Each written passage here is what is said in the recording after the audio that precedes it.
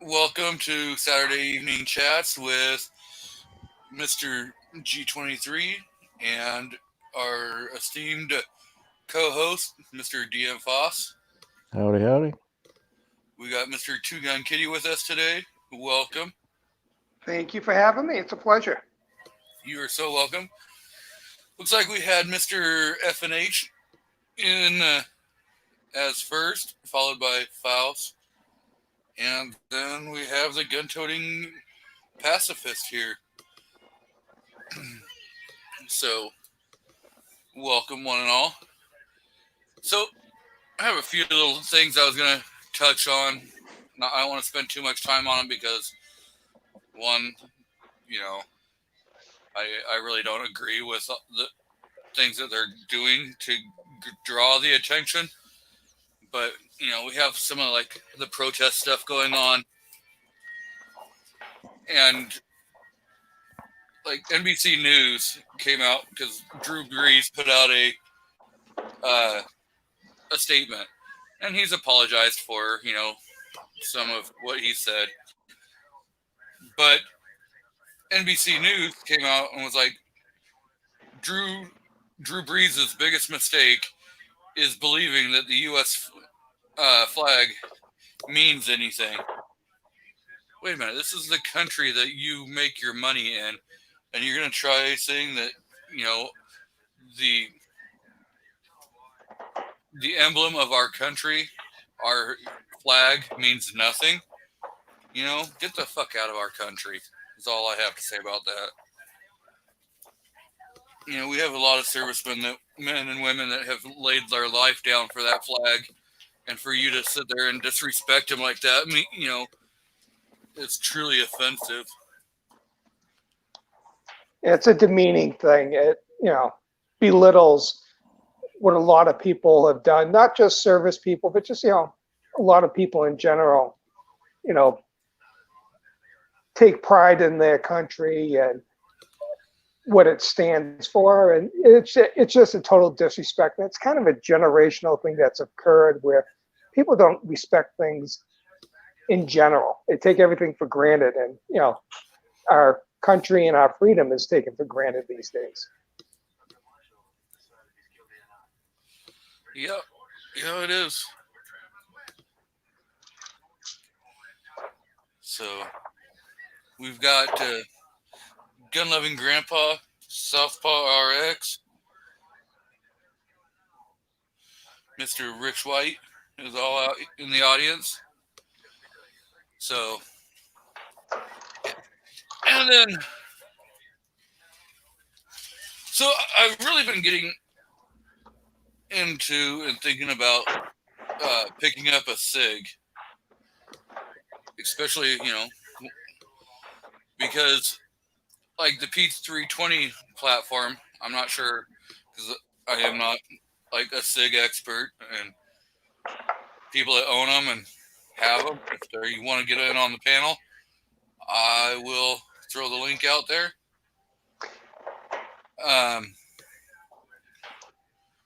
Now, the chassis system, really is like a good idea. I really like it because it gives you so much ability for like change. So like if you have your gun, but then you take your wife out shooting, or you take somebody else out shooting, and they have smaller hands, you could have a different grip frame that you could swap out the gun, and put a smaller grip frame so that it would fit their hands better. You could also swap calibers too. Yeah. What Obnoxious One did a video, and he was saying somebody's developing an AR that you can drop it in. Yeah, I've seen some PCC out there that will accept the SIG chassis. And so, yeah, that adaptability, you buy one chassis and you could have theoretically 50 different guns, possibly. You know, you can have compact, subcompact, full size. You know, you could go with a race gun. You could go with a rifle. You know, a PCC. You know, you could have all these different kinds of options off of one single chassis. You know, and you're not having to fill out 4473s every time. You're filling it out on one single chassis and then being able to change it to whatever you want. Yeah, I think flexibility is always key. You know, I think was one of the things with that platform was one of the requirements is for for different hand grips and such, and then you know having that ability to swap a couple of different calibers it just gives you so much variety. And like you say, if you're swapping off between a wife or your children and such, you can adjust it accordingly. Yeah, and the nice of that you can order right from SIG their like conversion kit, so you could pick up a 9mm if that's what they had at the store, and say you want a 40 or a 357 SIG. You can order those kits and have them, and now you have 3 guns. And probably well under the price of what you would pay for 3 guns. Now, was the 320 the specific one you were looking at, or were you looking at any other SIGs? I've looked at the 365, but I'm not 100% sure if that's a chassis system or not. No, it isn't. See, I mean, I do like that, for the how the concealability of it would be, because it is kind of like a single stack, but with the capacity of, almost the same capacity of like my G23, Yeah, because you got the 10, 12, and then even 15 round magazines for that. So you do get a lot of punch for a very small gun. Yeah. So, and the fact that, they've decided that they're going to go with, like, all of their pistols are going to be red dot optics ready.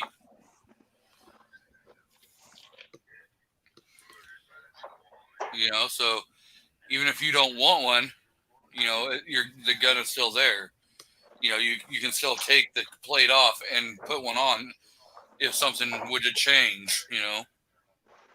Yeah, it's better to have it than not to have it, as long as it doesn't affect the price too significantly. Yeah, that's one thing. I like Glock and everything, but if you want an MOS cut, you're gonna spend almost $100 more right off the bat. Bam, there you go.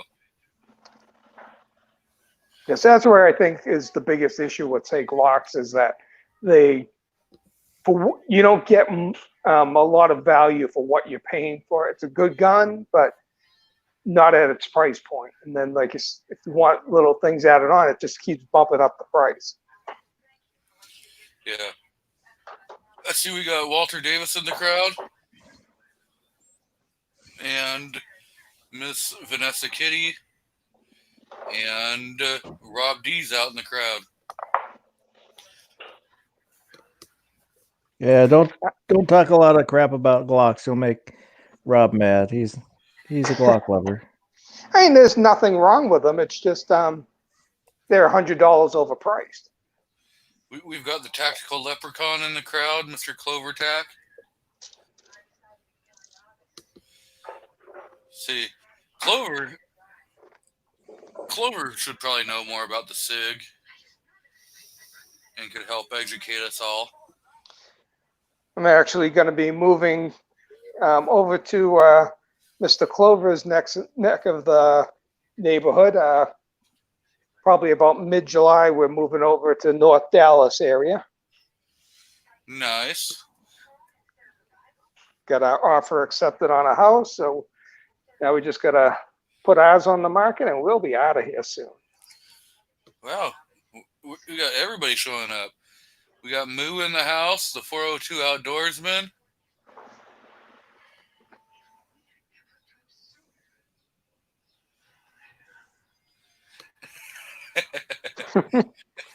Oh, Mr. Rob D.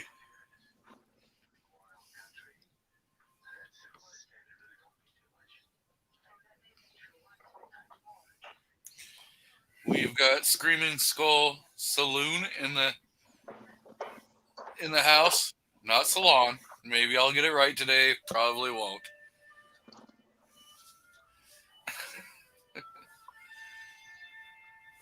So yeah, I don't know when the Orange Man decided to put out his little video on the chassis, it got me thinking. I've only been hearing real positive things about the 320 now that it's been out. It seems like SIG, the first ones that they put out may have a few little kinks, but they seem to correct them fairly quickly. And I haven't heard anything negative about it recently. And actually, a lot of people have been, making it their preferred gun.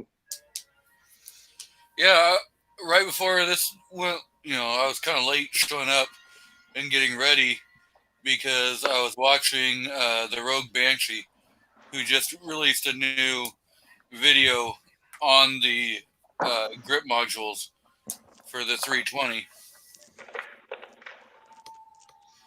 and he was showing the Wilson Combat, where its grip module has 3 little cutouts in the back, so that you can put tungsten rods in there for weight. But he also showed the Polymer 80, and it has the cutout for the tungsten weight to go in there, but it has no way of retaining it. So if you if your mag's out and you turn the grip, the tungsten weight will just fall right out. So it's like he was saying, maybe it's a copyright. It's the reason why, because SIG has the retain system in there to keep that tungsten steel from being able to fall out. So maybe they have a patent or something on there that says, so that no one else can do that same exact, grip style. But not 100% sure. And the nice thing is there is a company that's doing an all metal 320 grip module. So if you are I have to have an all metal gun, you can get that, you can get that grip module.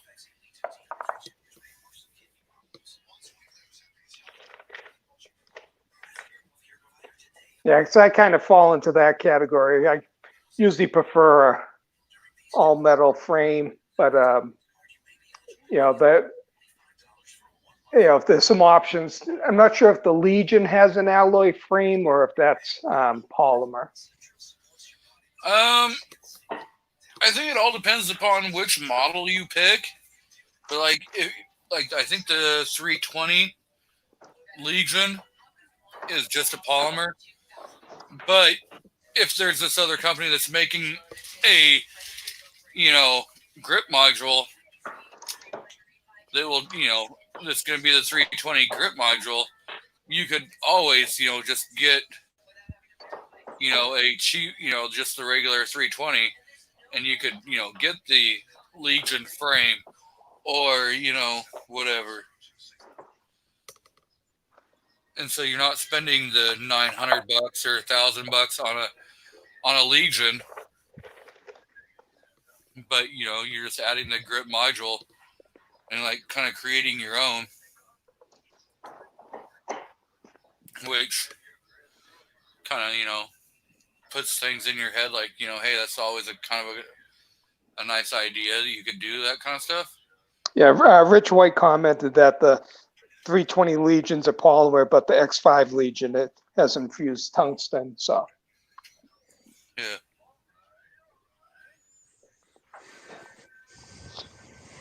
I've been kind of thinking about where I want to probably do a 226 SIG for my next firearm, but I'm looking at probably a 40 cal and get a 350 SIG drop-in barrel.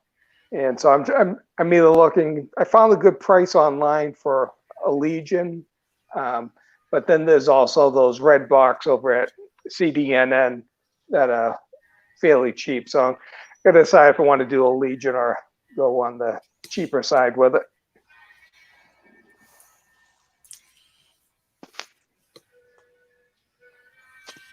Yeah. So.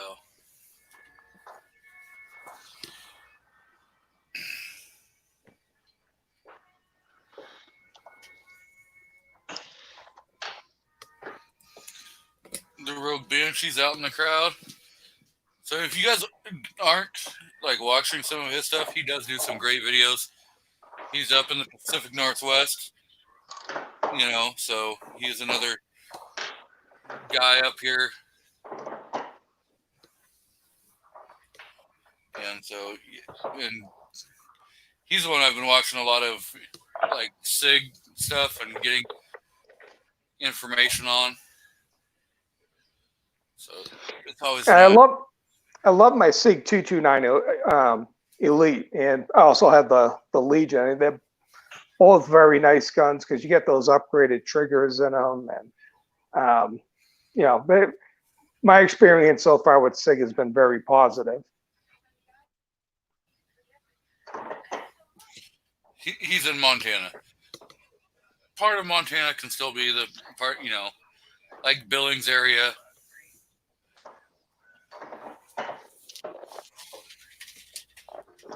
I would consider like Missoula part of the Northwest. Yeah.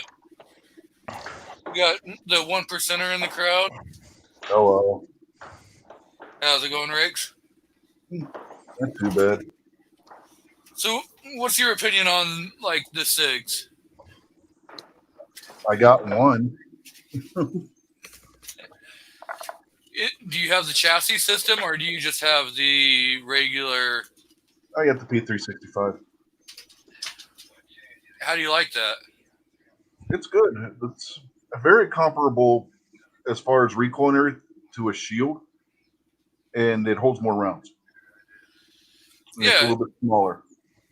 Yeah, it looks kind of like it's a cross between like a G19 and like a G48.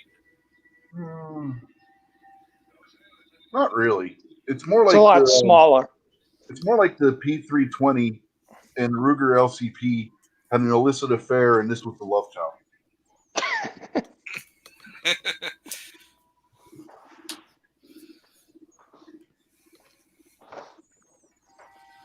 So yeah, but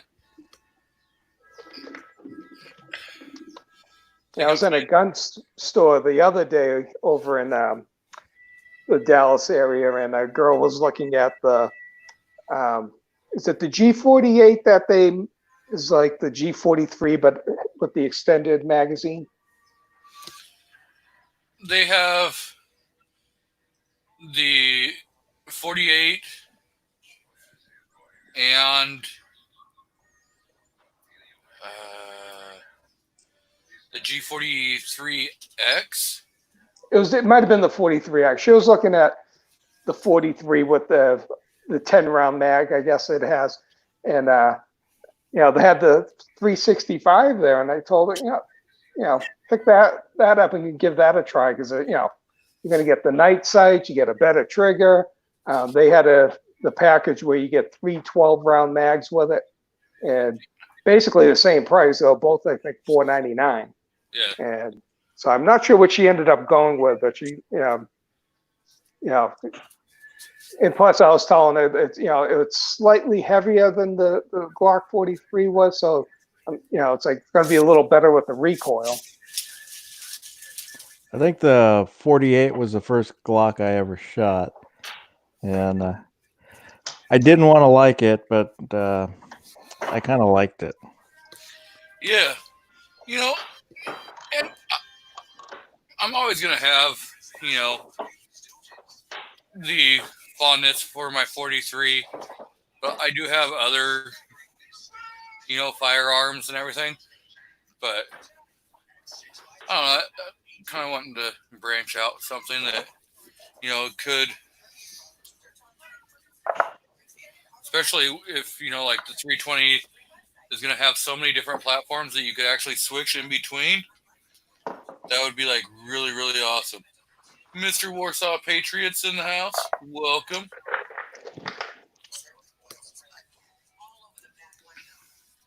Now, were you looking to purchase locally, or were you going to be ordering offline?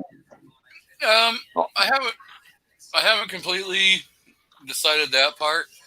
I have my local store that if they don't have it, I can always, you know, order it online and have it sent to them.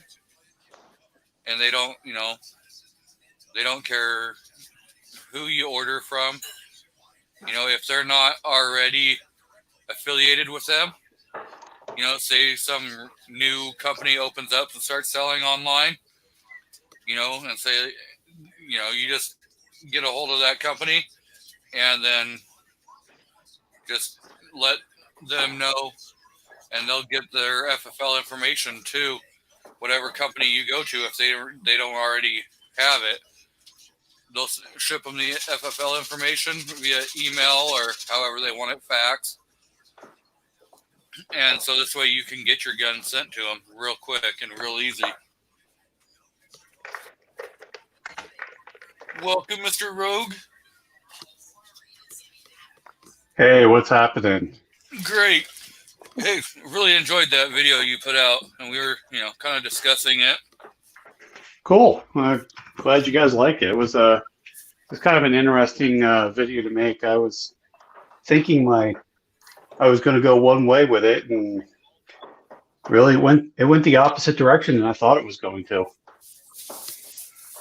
I kind of like the P80 like looks, but Yeah, but with it not being able to take that tungsten, you know, steel, that makes you, like you were pointing out, you know, it kind of makes you go, huh, do I really want, you know, because then I can't really run that, or I got to figure out a way of making my tungsten fit in there, you know.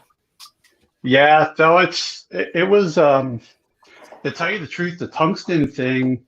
I actually discovered that after I got done the range testing. I looked down there and I'm like, oh wait, the tungsten weight doesn't actually fit in this thing. And I popped the weight out of my X5. I'm like, oh yeah, that's not good. I gotta add that to the footage. But Yeah. I mean, I like the feel of the polymer 80. It's not bad. I mean, in the video, I talked about, I kind of like the beaver tail, how the beaver tail fits into the thumb, but it just kind of, there's just a couple of things that they didn't think out on that frame, and it's a shame. Yeah. And that's what I was kind of talking about, you know, is I do kind of like the Wilson Combat because of the fact you can put tungsten in there, you know, if you wanted. And the flexibility of that 320 platform, you know, has really kind of gotten my eye, and you know. Yeah, it's and you know, that's what's nice about that is the aftermarket is catching up with it. So the more of that aftermarket comes out on a gun, the more popular, you know, the gun actually is becoming. I mean, you know, just like the Glocks, you know, it used to be, okay, you get a You get an aftermarket mag release, and then now you're to the point where you can build a Glock without having one Glock part in it. Yeah. The 320s are actually slowly becoming that now. Yeah, and Does the 320 use Metgar mags also? Have they started making some for it? So Metgar does make there's two contracts for the 320. Metgar is one of them, and I forget who the other one is. So if the mag says made in Italy, I believe those are the Metgar mags. I forget the ones that are stamped made in the U.S. I don't know. I used to know who that was, and I can't remember off the top of my head who was making those. It'd be nice if Metgar made the P365 mag. I might actually be able to get some. So I don't know this for sure. It's kind of like industry knowledge, and I'm using air quotes. When SIG has, they don't make their own mags. They outsource them, but they have non-competes with the magazine companies. Metgar is now, I'm starting to see Metgar mags for the 320 showing up. So my gut tells me that they're probably making the 365 mags. They're just under their non-compete. But I don't have evidence of that. But that's just kind of the way it's gone in the past. Yeah, right now, nobody has any P63. No, they don't. Like, I'm just 365 mag. pulling one. I have 3 rounders on order, and they for over a month now, and haven't gotten them yet because they're not shipping any. It's sad. But yeah, I'm just looking at my 365 mags, and both of them say made in U.S. Yeah. The 10 rounders that came with mine, they say made in U.S. on it.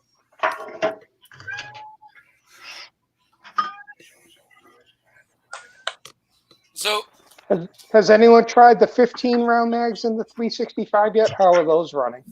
Can't get those either. Yeah. The eternal wait list of those. Mm-hmm. Yeah, you can't even get the 10 rounds right now. It's crazy.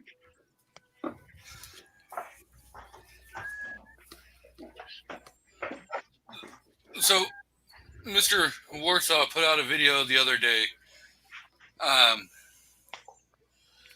talking about a new show, a new channel that he's been watching, The Armed Ape. And he is pretty funny. Just a sec, we're going to get feedback. Channel that he's been watching, The Armed Ape.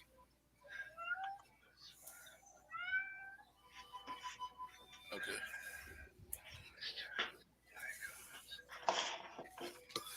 Crap. So yeah, I'm going to...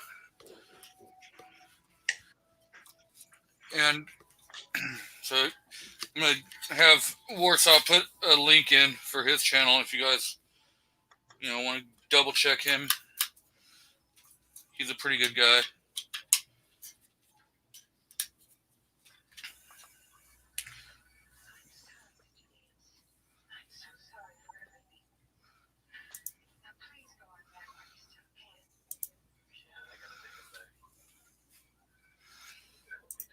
Okay, well, Warsaw, you should now have a wrench, so you can put that link in the chat.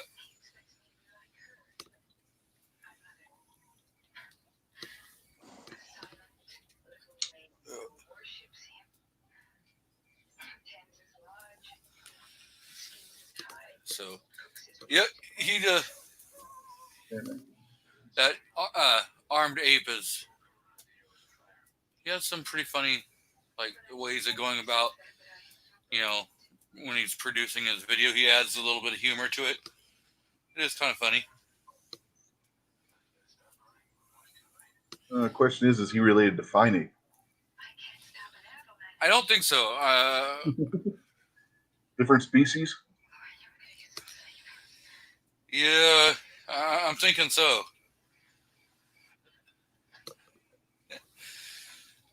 But, so, on the SIG 320, have you tried doing any of, the SIG conversions that they offer, or have you just gone with the aftermarket? What do you mean by the SIG conversions? Like the converting it from 40 to 9 and stuff like that? Yeah, because they offer. I was looking and they offer like a whole conversion kit straight from SIG. Yeah, that's the exchange kits. So when I first bought my 320, it was a compact 40.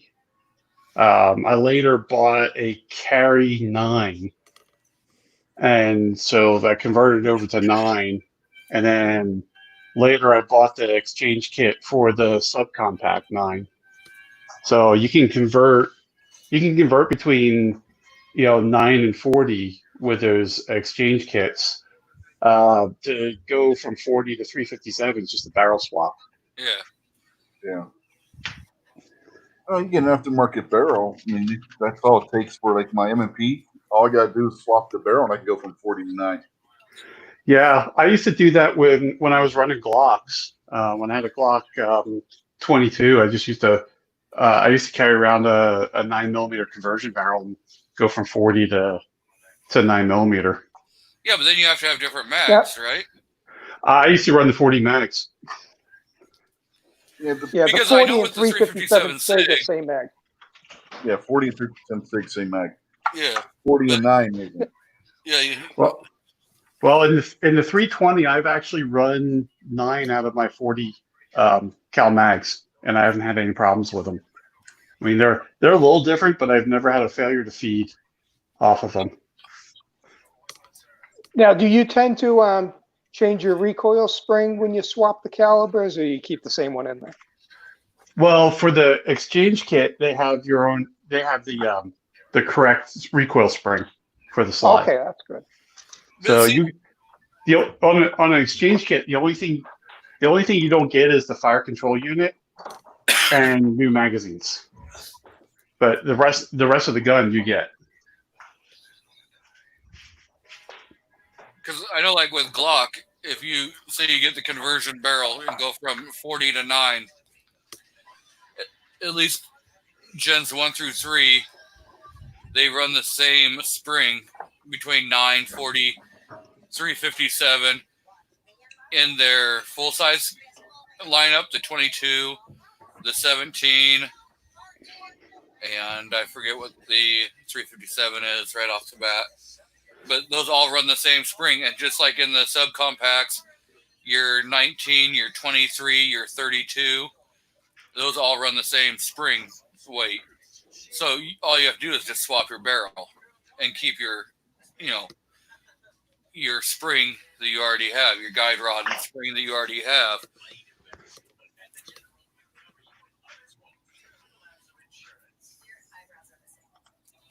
I see we got Ozark Yeoman in the house. So yeah, I really have been giving the SIG a lot of thought because of, all that flexibility, and especially with the PCC carbines that, you're going to be able to drop the 320 chassis into. Yeah, there's people are catching on to that whole concept of the fire control unit. I mean, if you look at it, Beretta tried copying it with their new pistol. The APX? I mean, the APX, it almost looks exactly like a SIG on the inside. Yeah.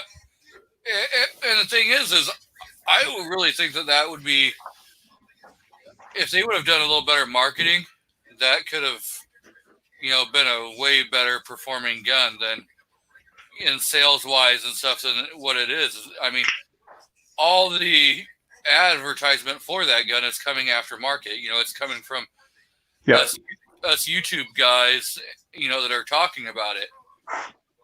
Yeah, there's been a lot of positive comments. Everyone that seems to handle the gun likes the APX, but it's just kind of like an afterthought when people are looking for a firearm. And they had a great price point on that too, not too long ago, and they had a rebate.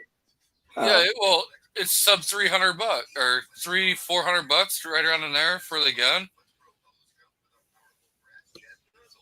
I mean, Yeah, you it's can't go dirty. wrong for the quality.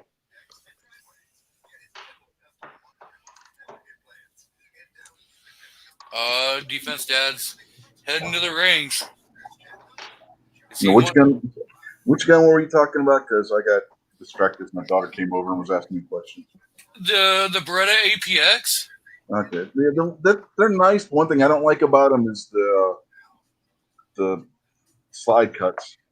Yeah, the cocking. Yeah, the I know what serration. you're I talking wouldn't even call them serrations. It's like not about. really serrations. There's just these big gouges in the side of the Yeah, inside of the frame and Yeah. or the slide, and I know that's it. When I used to have my SSL, I used to see some of those come through, and I used to shake my head and go, "It's just to me, it was just an ugly gun." well, it's not. It's not so that it's an ugly gun. Which I agree with you. They're not the prettiest, but I had a hard time gripping them because of the way they're made. It's made. I think if you watch Military Arms Channel, Tim's video that he did on it, he had a hard time gripping it too because of the way the we'll call them serrations in air quotes. The way the Yeah. serrations are on the slide. So Mr. Clovertack says the Honor Guard from Honor Defense has had the FCG design for a long time. Started out that way. Oh crap! Now I'm turning my mic and everything down. You know, a great way to get the Beretta APX is finding a used one, because a lot of dealers have a hard time selling them, so they come in used, and you know, you can definitely probably offer a little below what they're asking. Yeah. Well, Honest Outlaw just put a video out of his top 5 guns under 400, and the APX Centurion was on the list. You can find them routinely for under $400 now. New. Yeah. My local dealership that I go to, on their website, the listing is like $349 for the APX. Yeah, the Centurion. That's their concealed carry size one. It's basically their compact version. It may have been that one.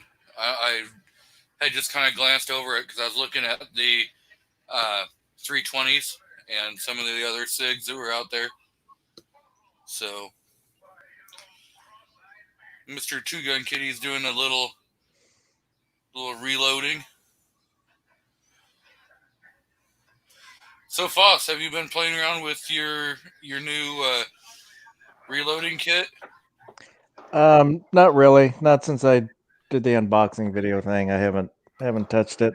Kind of poked around online looking at bullets and casings and powder and stuff, but I still need to read up and figure out how to, decide what I want to get.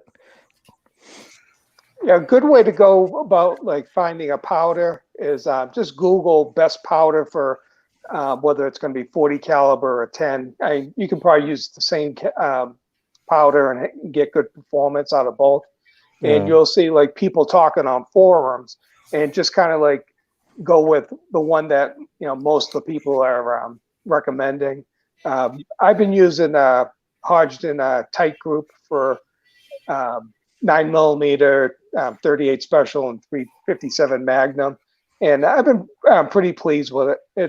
It's a fine powder, so it's does leak a little bit from the powder drop. The more big flake powders, you don't have that issue, but it's been pretty good. If you can find someone locally that's selling powder, that's your best bet, because you're not going to have to pay a hazmat fee. Yeah. Powder Valley, I think they had some pretty good value. I bought my primers from them, and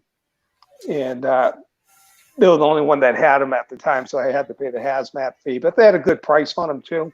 They were on sale. But locally now, places open up, so I can find some of it in the local shops.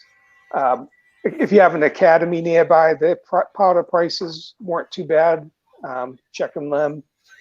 Cabela's was a hair, I think, a bit more than Academy on powder, but Cabela's is always a good source. I know, like Coastal up here. I don't know if it's anywhere else besides up north. Like Coastal Farm and Ranch, they have some really good powders and projectiles. Yeah. Another good one, especially when they're having their no hazmat sales, is not just shooting supply. Yeah, Midway too will have some sales with no hazmat. But you're like local for Foss. Coastal is. I know Coastal's in Washington because we used to have a Coastal in East Wenatchee. So. Yeah, I don't know where a Coastal is around here. Oh, there's probably got to be Coastals close by, cause especially with like Graham and Eatonville not being too far away from where you are, and those being some farming areas, you would have a Coastal. So you should have a Coastal somewhere in that area. Looks like maybe Auburn. So, 45 minutes an hour away. Now, for projectiles, what you might want to look at is a lot of people like the Berry for like just range ammo. Extreme bullets is what I've been using. Bought direct from them. They had what I needed in stock, and they have a coupon for free shipping if you're a first-time buyer. So yeah, I kind of checked out their sites yesterday. When I was at Coastal, I think it was $50 for 500 projectiles. In 40. That's not bad, depending on which was it a specific brand? Might have been Berries. I want to say it was Gold Dot. Okay. Yeah, $50 for 500 for like a 40 caliber or little heavier bullets. I mean, that's actually a good price because that's 10 cents a bullet. 9mm usually run about 8 cents a bullet. It looks like we got Mr. Carolina Reviews in the house. He's been putting out some good videos lately. Faust, do you have a caliper already? I do. Okay. It's a okay one, a digital one that I was using for measuring silver. Yeah, that'll be enough for you. Because that's one thing the kit doesn't have. And then the kinetic bullet extractor that looks like a hammer. Yeah. You'll want to pick one of those up. Okay. I got mine dirt cheap on Amazon because if you look and see if they have like the returned items. Yeah. And that work, I've been happy with how it works. Usually anywhere from 2 to 10 whacks and a bullet will come out. So you'll definitely want to get one of those. If you don't have a digital scale, I'd go with that. And the other one works fine. It's just the digital is a lot quicker. Yeah, I've got one for weighing silver. Yeah, so you'll work out good there. Those are probably the main things that if you don't have starting off for a pistol caliber, you should be good to go. When you get into the rifle calibers, then you got to get like a trimmer and a couple other items. Yeah, it'll probably be a long time before I tackle rifle rounds. Yeah, I'm accumulating 223 brass, so, and I'll probably do some 30-30. So Yeah, I don't know. Yeah, I'm just kind of taking my time, trying to read up and not rush it. Yeah. And That's what I did. It took me about a month before I could get the bullets and powder and primer all in because everyone was out of stock. So I did all the reading up and set up the dies. It's a lot of the dies are pretty simple. You can find someone online and just follow their lead with it. yeah. Well, I think it'll be interesting and fun, once I figure out what I'm doing. Yeah, it's pretty simple. If I can do it, anyone can do it. I'm one of those people that if something can go wrong, it will go wrong. So I've managed. Um, as you switch up, adding more calibers, you probably want to buy more of the turrets. They're pretty That's what I cheap. was. Yeah, that's what I was planning on doing because I'll probably Yeah. get the 357 38 Yeah. special dice next. But once I kind of get the hang of doing the 40s. It's the same process. It's just a matter of how much powder you're going to be putting in for each caliber, and the system's very simple. Once you get used to it, it's a breeze. So it's just a matter of finding a powder that you like and going from there. Primers isn't that big of a deal. I've been using Federal and I'm trying some CCI right now. And just for range, like I said, either Extreme or Berry is going to be the best bet for probably a projectile. Yeah. So we have Armed Ape who has joined us, and he says that it's always tough walking into a conversation and having to ask, so what are you guys talking about? We talk just about anything around here. So we've kind of bounced around between topics. Whatever goes on, it's kind of a free flow.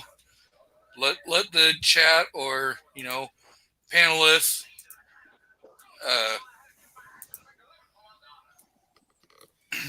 come up with a topic, and we just run with it. So. Faust, you have an outdoor or an indoor range usually? Indoor. Okay. Because where I'm at an outdoor range, I've been doing a lot of picking up brass, and that's probably one of the more time-consuming things because I get to be a little OCD and try and pick up every piece of brass I can find. So I like going when no one's there, so I just hit up all the bays and try and clean it up. That's what last time I went, that's what I did, but I took someone to the range with me, so I made them help pick up brass. Yeah. So yeah, that's probably one of the things that's good if you can score some good brass. I've been hoping to find some more 38 or 357, but that's been a little slow to come by. Picked up a fair amount of like 45, 40, your 9mm and 223s. But yeah, trying even though you're not loading a caliber, pick it up because you may be able to trade it with someone, or you'll end up loading it down the line. Like 380, I don't use, but I'm holding on to it, and maybe give it to someone if find out that they're loading it. Yeah, the very first time I went to the range, there was a older guy that asked me, he had just cleaned up his bay, and he asked me if I reloaded because he was going to give me his brass, and I'm like, nah, I don't reload. I don't. That's all right.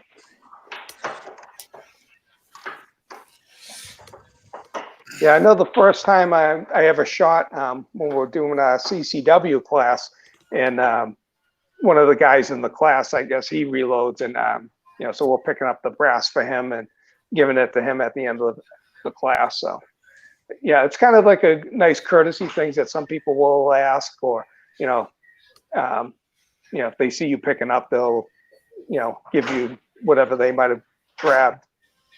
Yeah.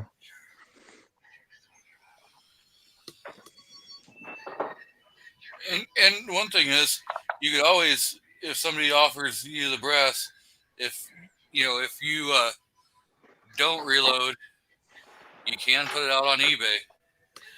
Yes, or even if you have local forums, we have. That's how I picked up my first load of brass. The local forum, someone had it, so I grabbed a couple of thousand rounds of 9mm from him to start off, and you know, now because at that point I couldn't go to the range because they had closed it down.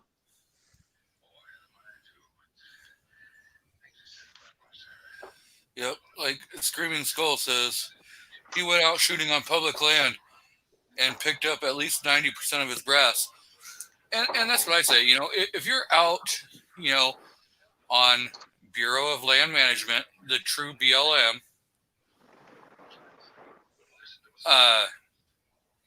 you know, police your area. There's no, I go out there a lot and I see, you know, brass everywhere. And it's like, you know, sooner or later they're not going to let us shoot out here, you know? And then we're going to end up being stuck to having to pay, you know, for a range when, you know, we're able to go shoot out here for free. Yeah, one thing I noticed, like if you're at a place that has people that reload, it's tough finding brass because you got to kind of beat them to it. You know, I've noticed that where I shoot, you know, there's got to be a few people picking it up because sometimes it's like hardly anything to scavenge. I lucked out. I went to this oddball bay and someone went ballistic with 223 and 9mm. So I scored like a couple of hundred rounds of each of that yesterday. Yeah, I used to just, like when I'd go out hiking and stuff, I'd pick up a bunch of the brass and everything when I would find it and stuff. And then just, you know, throw it in a bag. And when I got back down to, you know, where they had bathrooms or anything, you know, there's always a garbage can. And I would just, you know, throw the bag in a garbage can, you know, because at the time I wasn't real big into, you know, firearms. So I just threw it all away. But, you know, I'd police the area, you know. Yeah, if you have a range where you know people do pick up the brass, like when you do that, they might have a spot where you can just put a bag of brass and someone will take it. Yeah, this was just out on, you know, like public hiking trails and stuff like that. It wasn't anywhere near a range. Oh, okay.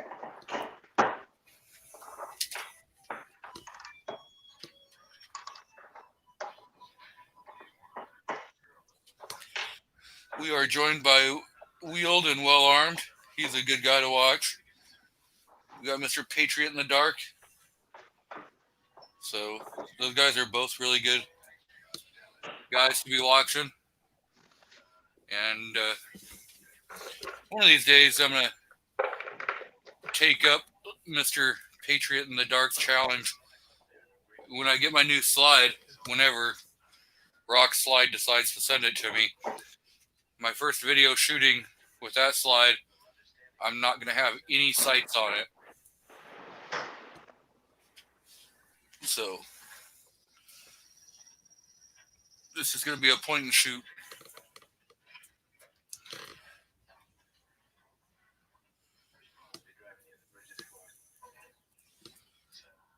And maybe one of these times I'll take up his blindfold challenge. Now, going in a different direction in firearms, does anyone have a Smith & Wesson like 629 or Model 69 for 44 Magnum? Because that's one that I'm looking into possibly getting pretty soon. The closest I have is 627. The closest I have is a Taurus Judge. Wow, you're pretty far off. I just that's my only wheel gun. My one and only wheel gun is a Judge. Yeah, So, at least my 627 is the 357 version. Only holds 8 rounds instead of 6. Good Lord, man, you ain't even in the right ballpark. Yeah, a guy had given me some 44 Magnum stuff for reloading, so it's like, oh, now I need to buy a 44 Magnum. So I was looking at the 69 felt very light. That has 5 rounds with a 629 is 6 rounds, and it just feels like a beefier gun that's made for it. Yeah, I sent a message to a guy that was selling a used 6-inch version at a decent price. So hopefully he still has it and gets back to me. Those 6-inch 629s, they have some weight to them. Keep that in mind. So which is a good thing for a revolver. That's your weight, your recoil mitigator. Is the weight of the revolver.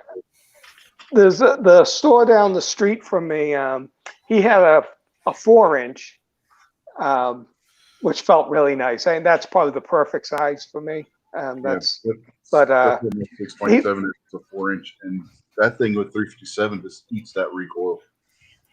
This store, he was about $100 overpriced. He wanted $8.99 for it. And it's like, no, it's like you can get it for $770 to. Yeah, depending on which model it was. Yeah, was it the base one? Yeah, it was the base one. He had a real pretty one. If you like the blue, it was the was it the Model 29 with the wood grips? Yeah, the 29 it's kind of Dirty Harry's gun. Yeah, it was the retro version of that. That was pretty. He wanted like $9 something for that. But this shop, he's generally $50 to $100. Yeah, my 627 was $850, but I got the Performance Center Pro Series version. So you're getting that.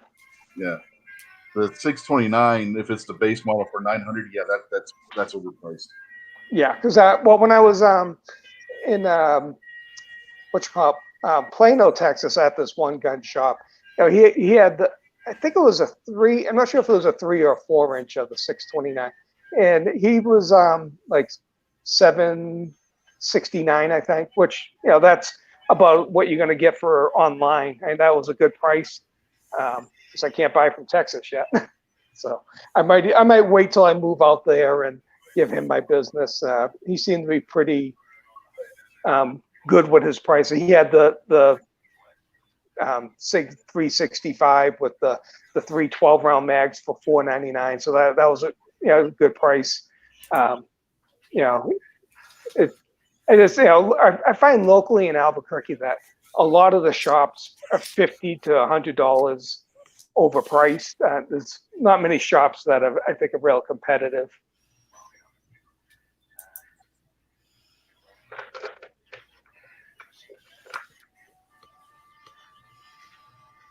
So, Mr. Ozzy has sent me a video, a picture, and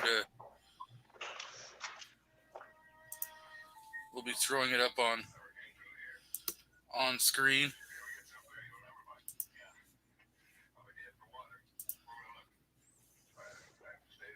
Yeah, I just got a notification on YouTube of Tim Pool's latest video where he's talking about their Washington Post is calling for them to stop making police movies and police TV shows. And sure enough, I went to check the Washington Post website, and there it is. Washington Post wants them to quit making police movies and TV shows now because it glorifies police. Yep. So, Ozzy says his SIG P365 and his brother, the 320, and some crummy old holsters that he had laying around. I'm telling you, those holsters do not look very crummy. And they definitely are pretty darn sexy. And those are Ozzy's special holsters. He makes them himself. So, Now, Ozzy, how long does it take him to make one of those holsters? If you can comment in the chat for us.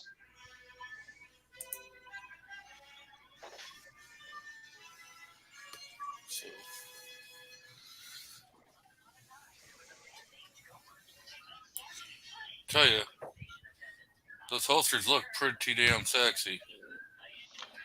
Yeah, and they look like nice quality and Yeah, solidly put together.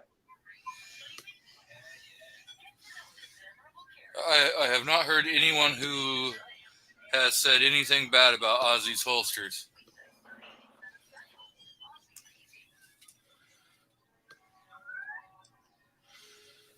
Have a good evening, Mr. Patriot in the Dark.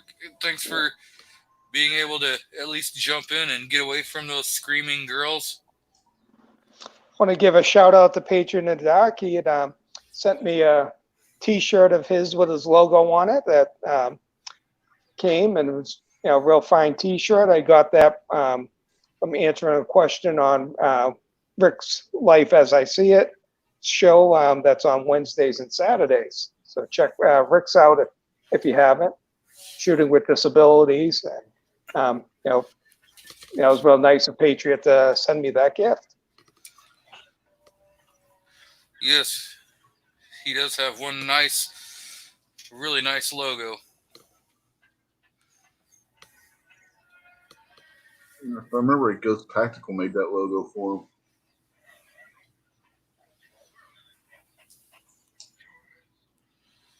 I know Ghost has helped him with some of his.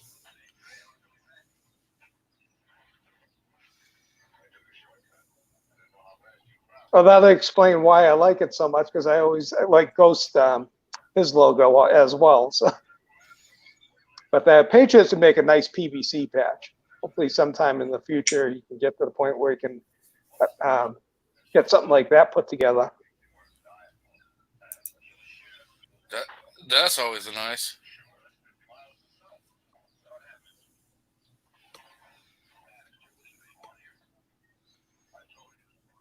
Yeah, that's a good deal for Wheel and Well Armed there on the P229 Legion. Right? 300 below average. And a CZ40, 200 below. Have you seen the prices that CDNN's been having lately on their German SIG P229s? I'm going to be looking into that probably later today or tomorrow, because I'm thinking about buying one of their red box ones. Yeah, those are the red box, but then they got them in, they have the German ones, which are the rarer ones. Right. Under 500 for one. I was like, you gotta be kidding me. Why is it I never have money when they have these things for sale?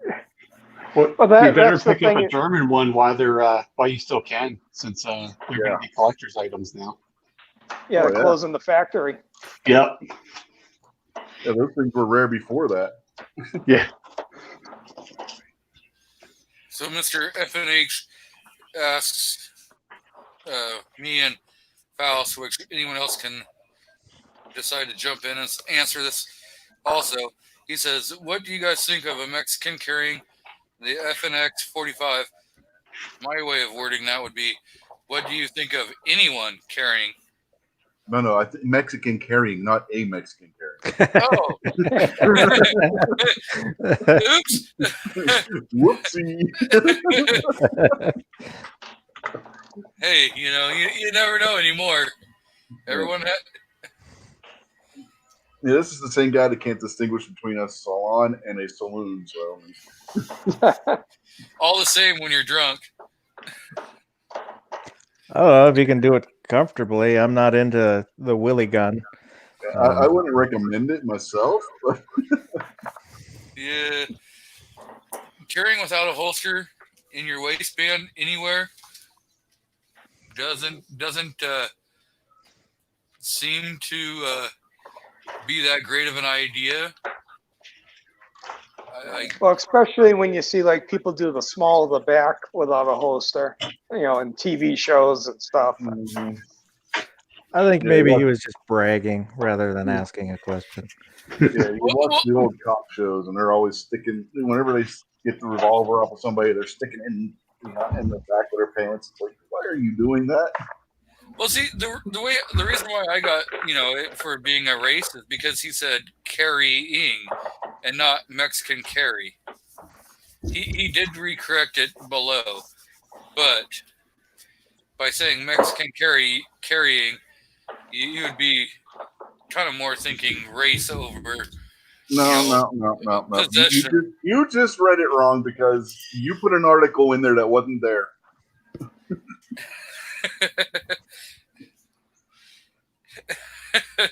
I know. I know you're not. You've been on the show a couple times. You're pretty white, but I figured maybe you had a buddy you were asking for a friend. And you're still misreading. You got to read the sentence, the line above that with that one. I know. He said Mexican carry.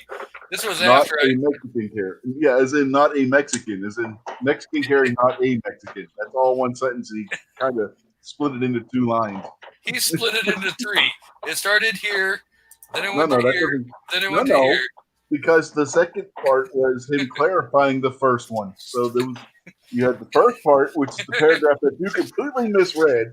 Then you got the clarification, which you also misread. Mr. FNH, and we never said that we're too good at deciphering comments. Yeah, exactly. We're still trying to learn English. Well, some of us, anyway. We got Mr. M. Gabriel, who's just probably missed all the friggin' hilarious part of the show.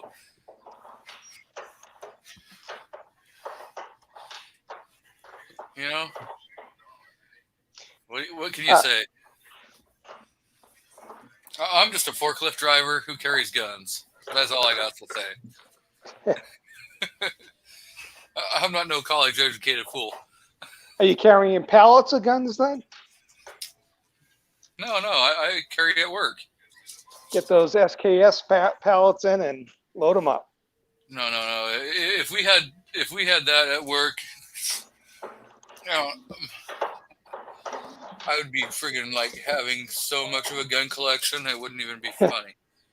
Get a knock on the door by the ATF. We actually had a big deal, I guess, while I was away last week.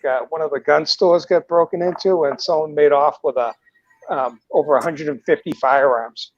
Wow. Like 115 or so pistols, and the rest rifles. They cut the power to the building somehow, and so that it killed the security system and such. And where was that security guard when you need him?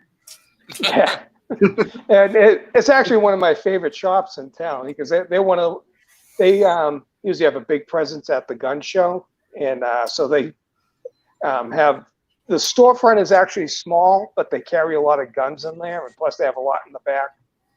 So So Mr. yeah, K, I'm going to give Mr. Rogue Nation a minute to say his goodbyes and give a little plug on his show, and then we'll go back to you. Hey, well, yeah, it's dinner time here in Montana, so I'm gonna get going, especially since I'm the one cooking. yeah, I'm not too far off. But it's been fun hanging out with y'all. But yeah, it's if you guys have any SIG questions, let me know. Any of the SIG classics or the P320s, I've taken those things apart and put them back together more times than I can count now. Yeah, I mean, give your channel a little plug so everyone knows, maybe who doesn't already know who you are. Sure. You can reach me on YouTube, the Rogue Banshee, Full 30, Gun Streamer, Instagram, pretty much anything the Rogue Banshee, you probably run into me. But yeah, definitely. It's been fun hanging out with you guys, and if it wasn't for G dropping a comment on the video I launched yesterday. Even though he had a live cast going on, so I figured I'd just drop by and say hi to everybody. Oh, Well, pleasure talking with you. Yeah, you as well. Thanks You know, for and stopping by. Sure. After dinner, you can probably come back because she usually runs this show for a good 3 to 4 hours. So you can always stop in for dessert. Well, what's funny is I'm watching you load, and I'm looking over my loader, feeling kind of guilty that I wasn't doing the same thing. Well, to give False an idea, during the time that we've been on the show, I've put together 50 rounds. So you do about 50 an hour with this turret press. So you probably don't want to see me run my Dylan 650 up then. Yeah, I'm going to be getting a 550 pretty soon. I got to wait for someone that collect all the stuff from and ship it out to me. But I've started with actually, a 550, and I ran that thing for 18 years, and then I sold it for a profit. Oh wow! And got my 650. Yeah, the guy who's sending it out to me, he has a 550, but he also has the 1050. So yeah. I forget what I think he does like 500 an hour on the 1050. Yeah, you can get those things cranking pretty fast. So Rogue, one question before you run off, since you have the Dylan. Would you, somebody getting new into reloading, and would you suggest the 650, or if they wanted to go full on, being able to crank out and go to like the 1050? Well, they discontinued the 650, so now they came out with the 750. So what the 750 is it's a 550, or it's a 650 with the 550 priming system to it.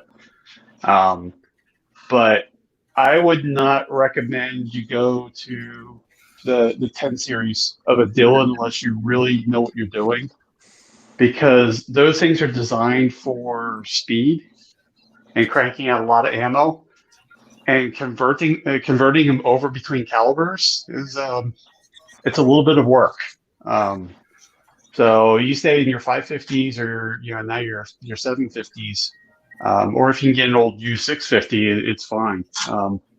Converting is not so bad, but those 1050s, they're almost to the point where you buy a whole new machine for a caliber. Yeah. Well, but you can convert them, but every single one of them I've seen someone convert them. I went, I'll stay with my 650. Well, thanks for the info. Yeah, no problem. I've definitely been leaning towards the Dylan, and I'll tell you, the Dylan has their no BS warranty to it, and it truly is like no questions asked. I broke a screw off my powder system because I wasn't paying attention, and I thought I was opening the powder up to let more powder flow, and I was actually closing it, and I broke the screw off. I was going through the web page just to buy another screw to fix it, and I couldn't find it. And it was a Saturday. I called their helpline, and the guy was like, "Oh yeah, it's this screw." I'm like, "Okay." He goes, "Yeah, no problem." I'm like, "Okay. You want like a credit card?" No, it's part of the warranty. I go, "But I broke this." He goes, "Okay, it's fine. We'll send it to you. Anything else wrong?" I'm like, "Oh, well, why I get you on the phone and I'm having this little issue?" "Oh yeah, you fix it by doing this." "Oh, okay." I mean, they're an amazing company to deal with. Yeah, I've also heard a lot of positive. My friend that's going to be sending that out to me, swears by Dylan. So definitely, if you can afford it, it's the way to go. That's the trick. Yeah, this is a great one for a beginner if you don't want to spend big right off the bat.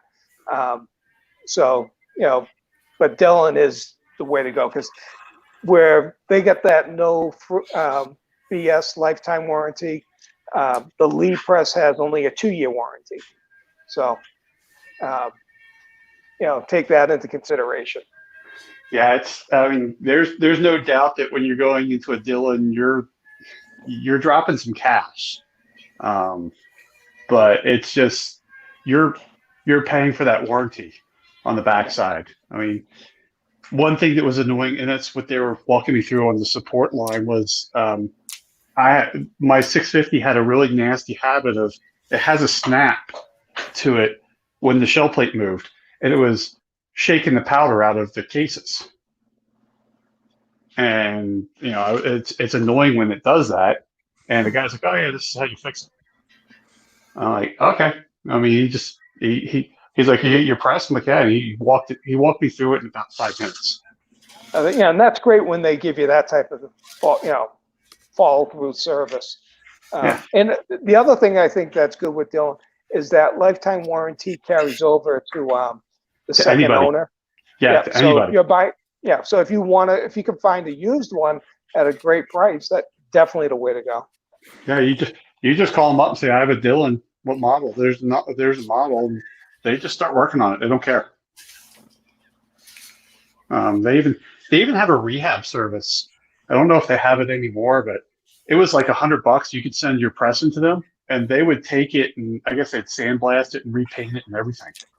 Oh wow, that's pretty cool. So they would tune it up, and basically when you got it back, that press was like it just came off the factory floor. Yeah, I'm pretty excited to get that one. I'm gonna probably wait till I move so he can ship it to Texas. And one less thing I gotta pack up when I move out there.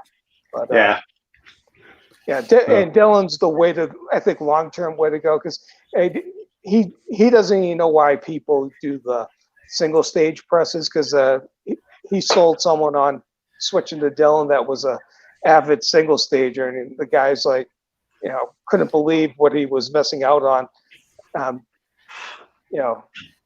Well, I can see. I have an old rock chucker that's been laying around forever. Actually, I used to swage bullets off of it. But those are single press is fine if you're doing like super accurate shooting. You're doing like long range PRC shooting. You can't be a single stage because you're literally counting every grain of your powder going in. Yeah. You're Dylan. My powder. I mean, it varies. It doesn't vary much, but it does vary between shell to shell. Yeah, this will vary about if I'm doing like a 4.1, it'll bounce between 4 to 4.1 grains. Yeah, exactly. As long as you're not loading to the top, it's not that big of a deal. And M. Gabriel was asking what I was loading, and I'm just doing 9mm right now. Hodgdon tight group for powder and extreme 124 grain flat point copper plated bullets. Some good range ammo. So, all right, guys. Well, I'm gonna jump. It's been good, kind of hanging out with you guys and chatting. Yep. Thanks for coming. Yeah, Yeah, enjoy G, your if you have dinner. any questions about Dylan's, just let me know. Just hit me up. Okay. All right. And I'm gonna have to bounce out also. I gotta go get my dinner started before the wife starts barking. So it's a real pleasure. If you get a chance, give my channel a peek. It's no frills, just kind of average guy doing a quick unedited reviews or thoughts on stuff, and enjoy coming in, talking with everyone here. Thank you again, and go ahead, give both of these guys likes and subscribes if you're not already. They do produce some pretty good content. Cool. Yeah. All right, guys. Catch you later. Yep. Take care, everyone. Later. See ya. Bye. And now there's 3. And I know Gun Loving Grandpa is going to be jumping on when he gets home from work. He's said he's almost home. Hey, Mo. I know. Where's Moo? Mo, hey Mo. So we shall be getting another. So I picked up my Glock. your G20. Yep, finally got that and got the Marlin. Your scary assault rifle. Yep. So I'm gonna take the G20 out tomorrow. I'm taking a friend to the range, so I'll take it out and shoot it. Do you have a tungsten guide rod in for to drop in there? No, I ordered some parts from the Glock store, and then immediately they sent me an email saying, "Oh, well, sorry, they're out of stock. We'll send them out as soon as they come back in stock." That's my experience with the Sig mags. Well, Order them and like, nope, we're out of stock. It's like, God damn it.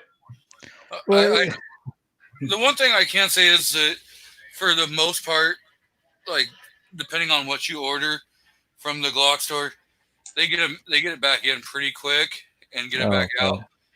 And with all these new buyers that new gun people that came in, some of them are upgrading their guns, which is nice to see.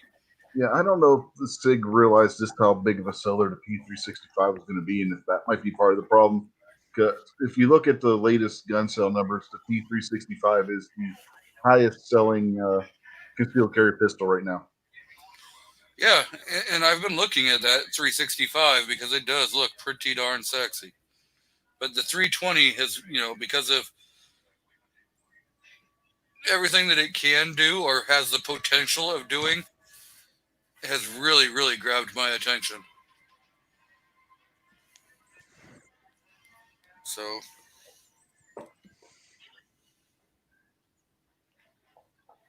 Yeah, I field stripped the Glock just to look it over, and it was really clean. The Taurus and the Witness, they must not have cleaned them after they test fired them. So they were really dirty. But I mean, I ran my finger around inside in the frame and just a little bit of smudgy black. It's kind of nice to have a clean gun.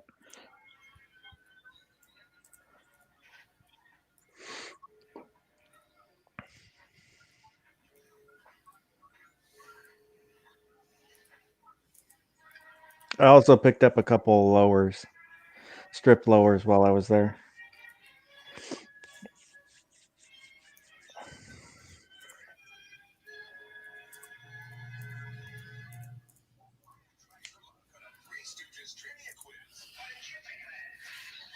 so Yeah. Oh, with the stupid new, in Washington, and I probably bore everybody every time I talk about Washington's stupid laws. But with the assault rifle, the 1639 with the assault rifle, you go through your background check, however long that takes, up to 10 days. And then after 10 days, they can release it if it didn't come back. And then there's a mandatory 10-day wait on top of that, plus a fee. But I can buy a stripped lower and all the parts to build a rifle and walk out the same day with everything.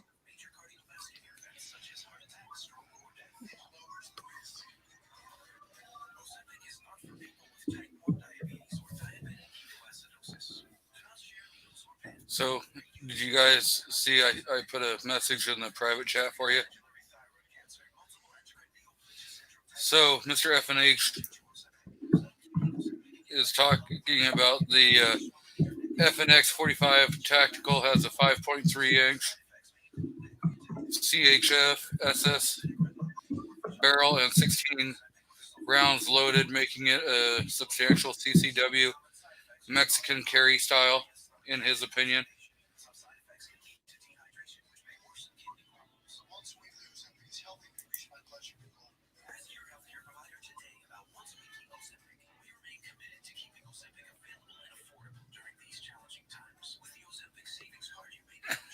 I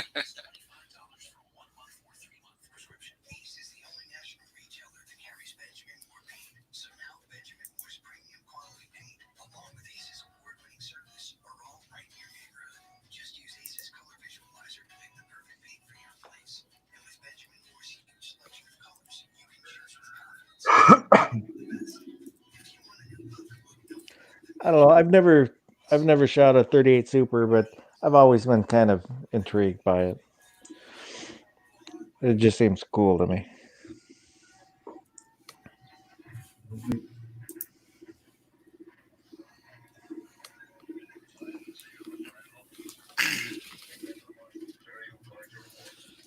Yep. It's definitely not a 38 Super, so I have no clue.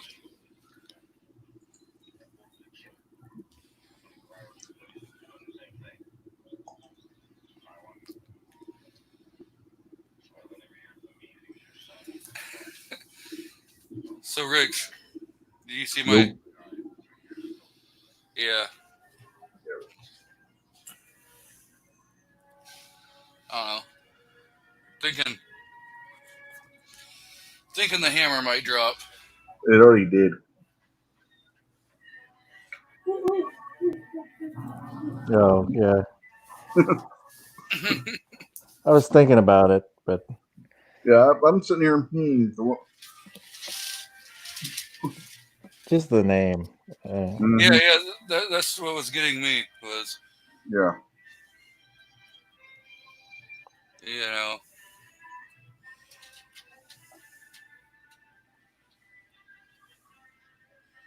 So.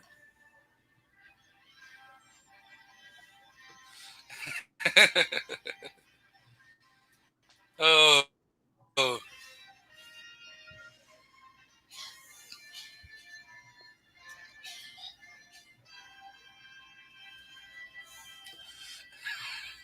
Wow.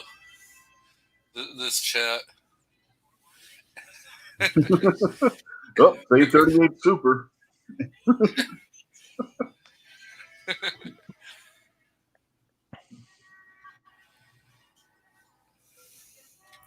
Oh, yep. Somebody said 38 Super, and Yep.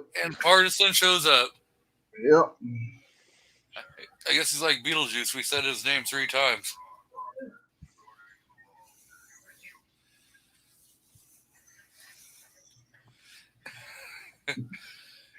So,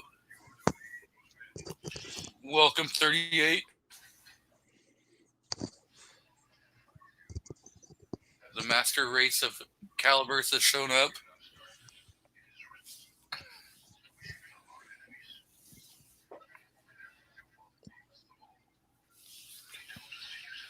So, what do we want to talk about now? I don't know. Your show. How would I know? You're stealing my shtick here, man. Come on. I've been on your. Go for it, DM. I was just gonna say there's the mayor of Olympia, the capital of Washington State, held a press conference yesterday and was talking about there's been a little touch of rioting, but they're as soon as the cops shows up, they split, so it hasn't been anything too bad. And like there's Antifa was supposed to show up and do something yesterday, but I don't think they actually did. But someone in the crowd was then asked the mayor, "Why don't you ban guns from the protests?" And then she kind of hemmed and hawed, and I was really surprised that she kind of said, came out and said, you can't, she can't ban guns.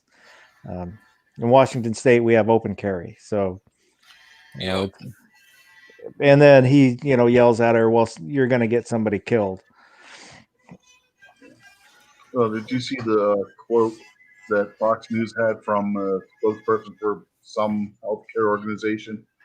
It's perfectly okay to protest against police brutality, but don't go out there. But the protest against the lockdown is bad. You're perfectly Yeah. safe to protest against the police, but if you protest against the lockdown, you're going to get sick. Essentially. Yeah, it was like over 100 doctors signed that. 1,000. Yeah. It's like, A thousand doctors signed to that. I watched a video about it earlier, and then I just got a notification in my email that Obnoxious had posted on Facebook about it, and I was like, "Oh yeah, I forgot all about that." Yeah. I was going to talk about that. That was in one of my little notes that I had, but I was like,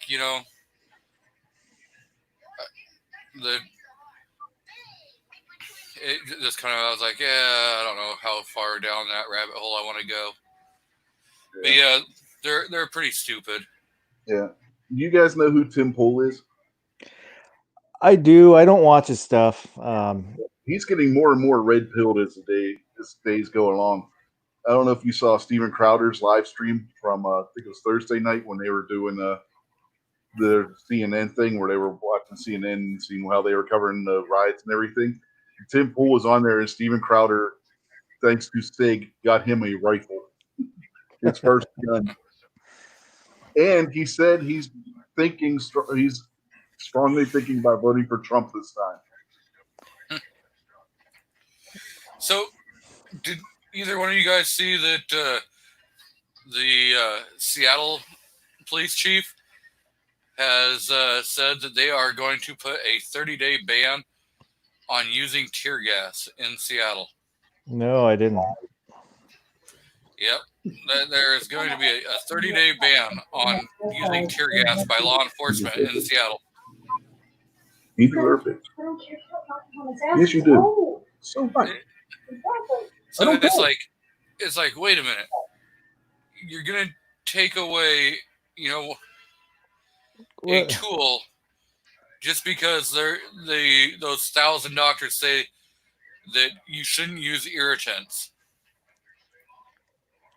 I could see a 30-day ban on rubber bullets because they're fucking people up pretty bad, shooting them in the face with rubber bullets, but not tear gas. Okay, so we know that I was not the greatest of kids.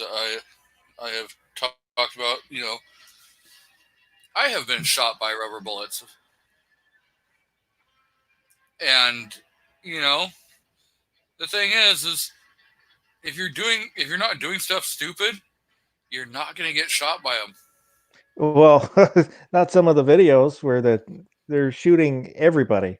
I mean, people that aren't doing anything. Well, some of the videos that I've seen,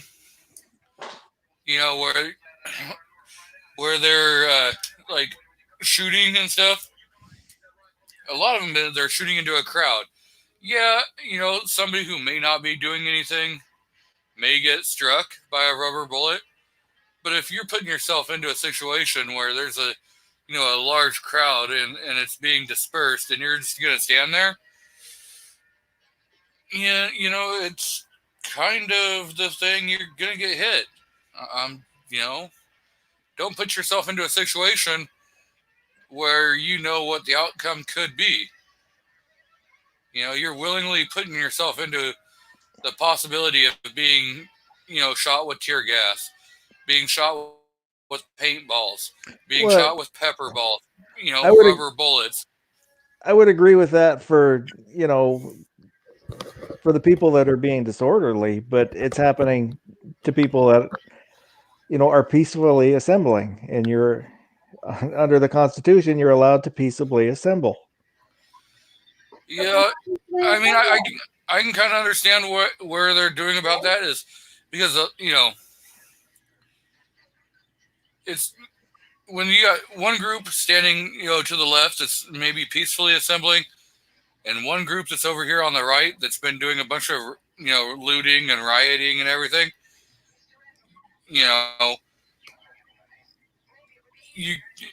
When they just come running in, there's going to be a hail of rubber bullets, trying to disperse everybody. If you're being peaceful and you see a bunch of people that are causing problems, separate yourself from that. Put a buffer between you. Yeah, when you see them starting to riot, if you're peacefully protesting, get the hell out of Dodge. What the hell's wrong with you idiots? I mean, I've been hit by rubber bullets, bean bags. I've been pepper sprayed. I'm not saying that any of them feel good. I've But accidentally pepper sprayed myself before.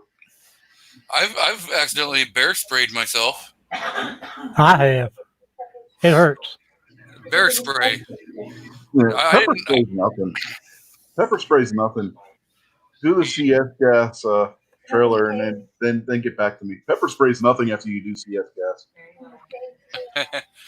But if like that bear spray, I mean, mine. I accidentally like hit it, and it went in front of us, but the wind just kind of wafted it, and you didn't get a full blast of it, but you got to smell it, and it instantly brought tears to your eyes, and you were kind of coughing. It's still not as bad as CS gas. No. You getting thrown in a locked chamber. Yeah, you get in there with your gas mask, you're all happy. They start pumping the gas, and the drill sergeant, take the mask off. You look at them like, what? Or they don't say anything, and they just rip your mask off. Mm-hmm. Welcome, Mr. Buck. How are you? I'm doing good. How's everybody doing? Great. So, good. I know you have a few SIGs. What models do you have? Oh, let me see here. I got the 250, the 320 full size, and I got the 365. Yeah, that's all I got. So, the 320 is the one that you can change. The 365 is. Oh, wait a minute. I also got the 226. Forgot about that one. Which one do you like the best? Kind of like All of prefer.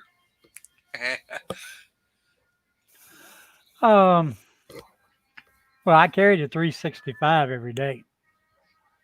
So that's my go-to. Then after that, I guess it would be the 320.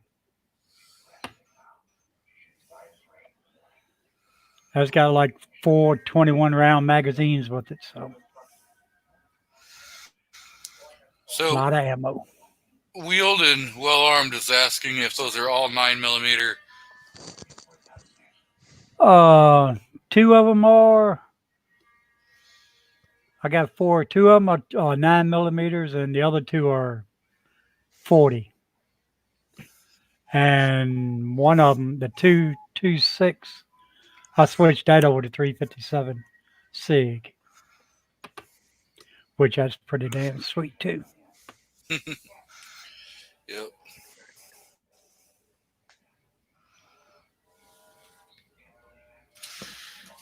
There I go, turning my sound down again on my headset. The 402 says, what I don't understand are the people that want to ban guns, but also defund the police. Just ask to be a victim when the threat comes. Yeah, exactly. A lot of them, are talking like California is saying they're going to defund all law enforcement. Well, they're not going to defund them. They're going to cut a lot of the funding so that they can provide stimulus checks and stuff to illegals. Yeah, and then you got other ones that are wanting to disband the police and institute civilian patrol squads. Yeah, because the vigilante committees worked really well in the West. Yeah. In the 1800s. Well, was it the Detroit mayor or Chicago mayor? Yeah, the lady with the lady kind of buggy eyes. That she was saying, "Don't use a gun to protect yourself. Call the cops." They'll come are you talking about the one that looks like Beetlejuice? Yeah. Oh, yeah. Catfish eyes. Old catfish eyes. she's saying, yeah, don't defend yourself. Call the cops because they'll come. Well, the cops aren't going to come. They're busy handling the rioters. Yeah, she looks like a Mon Calamarian. That's a trap. But yeah, like Minnesota's talking about defund or disbanding all law enforcement. It's like, okay, that's going to be great. Wait till martial law kicks off.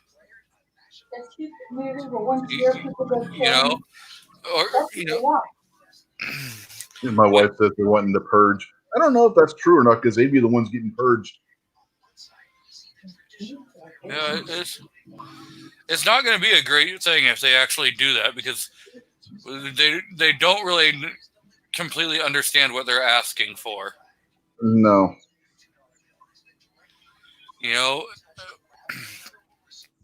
A lot of us have talked about what could lead to, another like civil war kind of thing. This is if you start taking away and you're forcing the average citizen to, really defend themselves. It's gonna cause a lot of problems.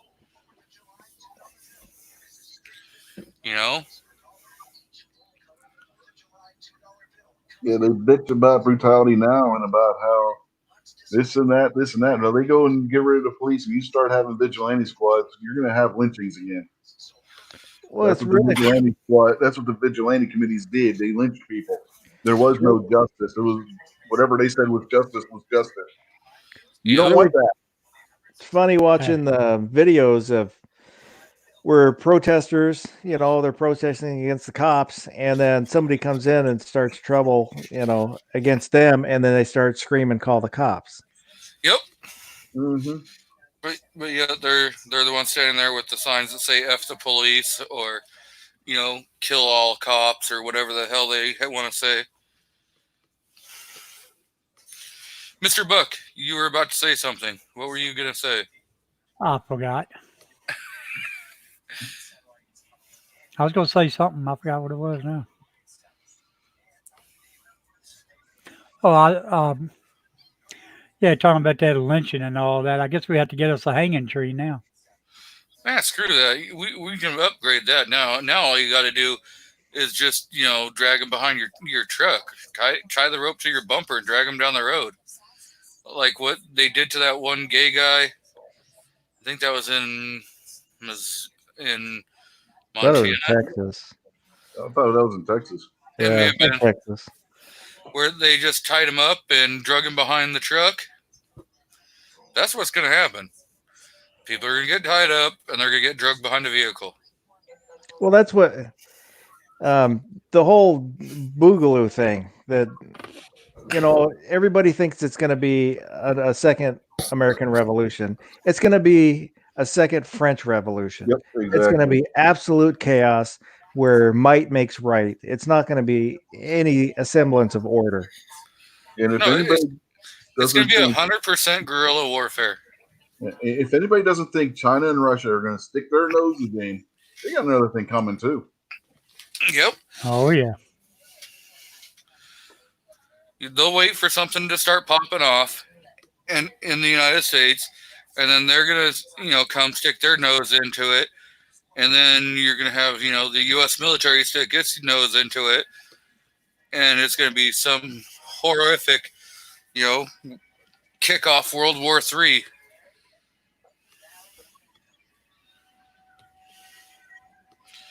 Crying shame what this world has come down to. Yeah. So, did you guys, I don't remember where it was, but there was like a retired military guy, his wife, 2 young children, and their 2 cats. He wasn't retired. He was active military. Got in their vehicle and committed suicide. Yeah. And Rob, you see Rob's comment, I leave you all for an hour and it's straight to hanging people and dragging them behind the pickup. We're just planning your next birthday party, Rob. I know. Don't worry, we'll put pads on you. You might want to be careful about going down that road. Right? We didn't have a tree for the pinata, so we were going to drag it behind the truck. Oh, where is Rob? Rob should be Come in on here. in, Rob. The water is nice. 400 million guns in the U.S., and most are owned by the right. Yep, the one. He says, I'll pass, but thanks.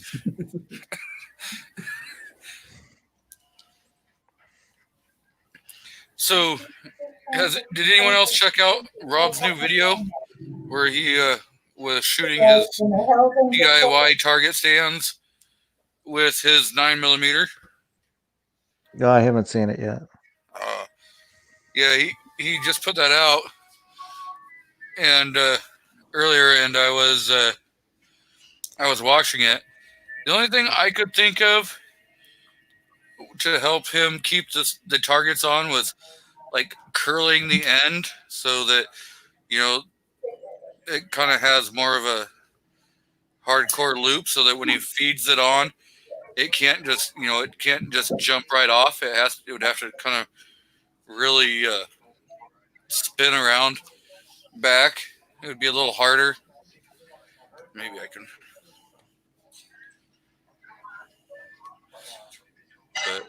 But so Just close the gap a little bit.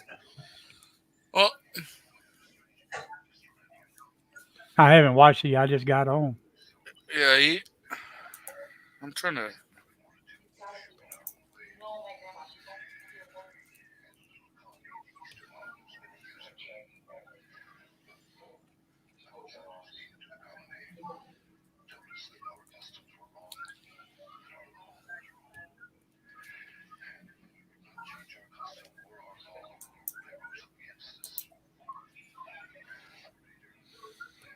So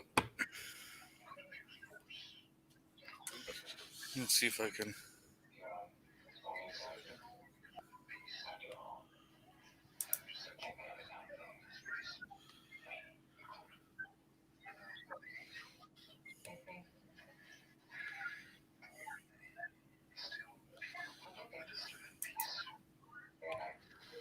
Trying to.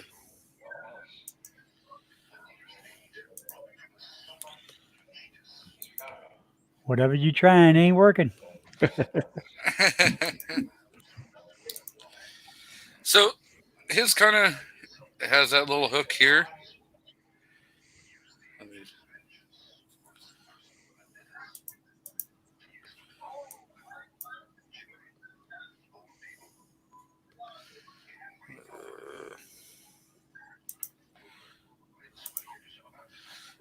It has this little, kind of. If I was talking about like rolling this end so that it came back, so that the target can't just come and have that free float to come right up off. Yeah, kind of like one of those like not butterfly, hummingbird feeders. How they got the hook on the end so it doesn't come off. Yeah, so that if he just curled his end back, maybe it would make it a little less, Yeah.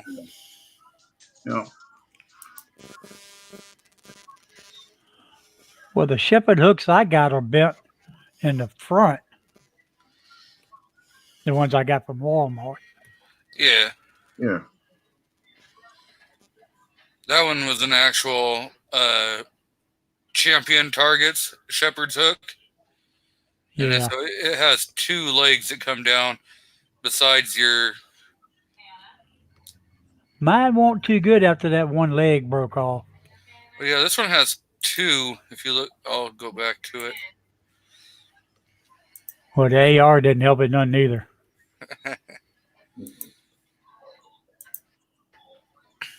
Yeah, speaking of AR, I was just looking up the one that Steven Crowder was going to get and figure giving Tim Pool. Why would you give somebody an AR-10 as their first gun? Why not? Give him a 308. Because he hasn't shot one before. Well, it's not like he's handing him a Beowulf. Yeah, I don't know if I'd gotten. I would probably go on 5.56, not 308. They do have it in 5.56, but this is the one they said they got in the 716i trade. But like Still on one this they- on this shepherd hook, it has where you have it ends up having 3 legs because you got the main leg that comes down, then you got an attached welded double leg.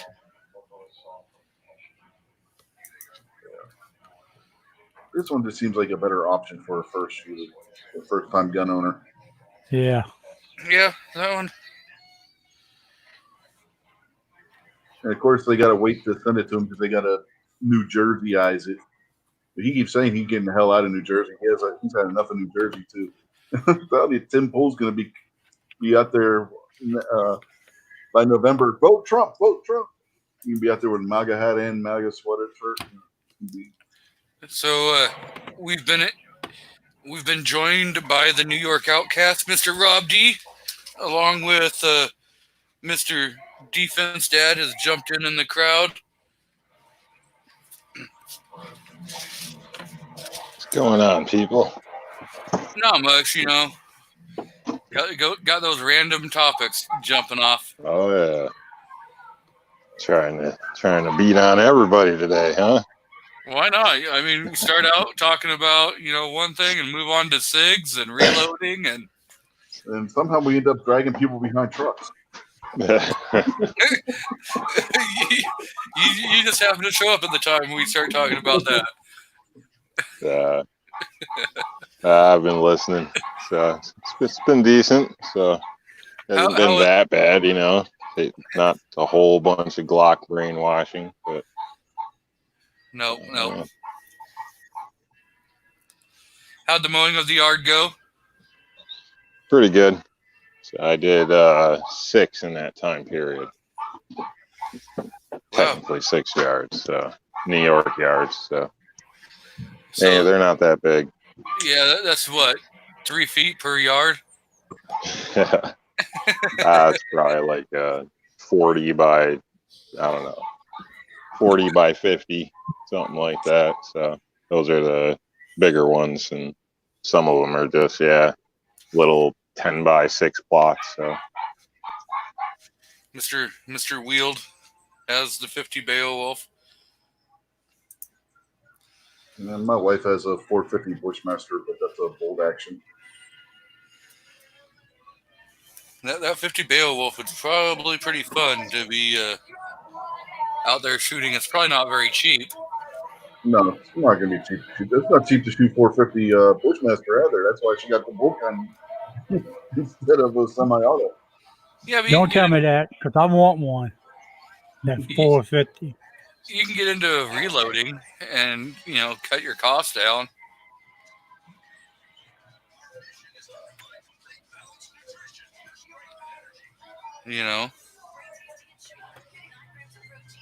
So there is that option. Shoot a lot to make it worth it.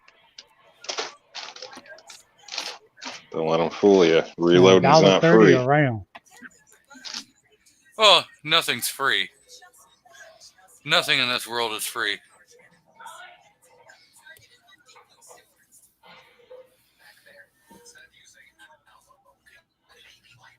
$1.30 per round. Yeah, that's not cheap. Yeah, that ain't bad though. Better than I thought it would be. For the 50. Better than 50 B&G. $10 a round. Hell, I think I paid more than that for my damn 357 SIG. I can't find none local around here. Order 357 SIG for Minuteman ammo. There's a lot of places you can get it. Not that much. Especially if you catch it on sale. You can get 357 SIG from Minuteman ammo for it's about, I don't know, 53 cents a round. and that's hollow I'm, point. I'm going to do something because I was talking about it with Nighthawk, another friend of mine. And hell, he bought me he bought me a box of them down there. So I got to Yeah. get something to give to him. Well, you can go.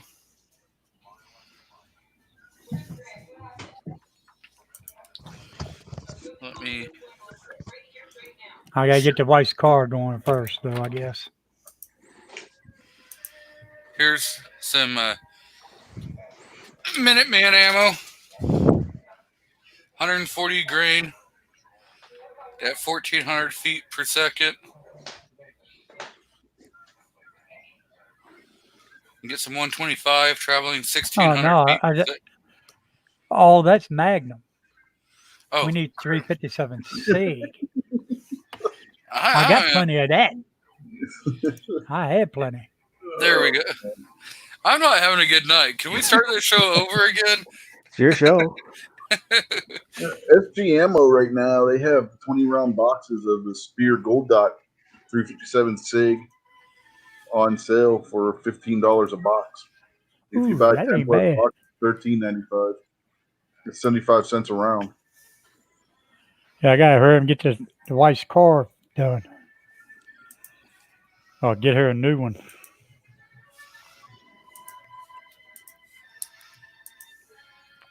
What green is Oh, that? It's 125 grain. it's what, 125 grain? Yeah, What's the travel 13.50. right here from Minuteman? 125 grain jacketed hollow point traveling at 1480. Yeah, I'll stick with my 40 Smith & Wesson 135 grains, traveling at between 1325 and 1400. Yeah, you can get 124 at 1455 all the way up to you can go 115 grain at 1475. So I think I was shooting. I think it was a 125 the last I had. well, you can pick it up right here. 146.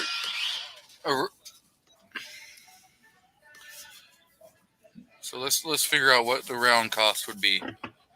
145.95 divided by 250 is about 59 cents a round. I was not told there would be a math portion of the chat tonight. I know. I'm ready to get out. So this is what you're. Hang on. Let me put my boot back on. Are those the Montana Golds? These Looks are pretty nice looking, though. the Montana Gold jacketed hollow point from Minuteman. That's 250 rounds. Yeah, That it's ain't too 200. bad, I guess. I know Buck's seen what I shoot in my 40s. Have the rest of you seen what I use in my 40? I believe so, but you can always throw it up on screen. We'll show it again. We got Mr. Andrew Faulkner in the crowd. That's the bullet itself, right there. Is that like the Powerball? Yeah, thing? that's exactly what it is. Yeah. 135 Oh, yeah. grain. Advertised at 1,325. Actually, been clocked at faster than that. Producing anywhere between 525 to 588 foot-pounds of energy. So have you guys seen those 65 grain 10 millimeter rounds? No, not yet. Well, That's the next gun I'm actually, planning on getting. it's the same bullet. But, Yeah. they're crazy fast. DM needs to get a deal of those. I think it's Underwood. Yeah. I like the 180 grain. I like Yeah. fat and slow. Yeah, there's the box. You'll see the Powerball. Yeah, don't pay attention to the advertised. Corbon does the opposite. Most people overestimate on their advertised on the boxes. Corbon seems to go under. Every Corbon product I've seen chronographed has been faster than the advertised velocities.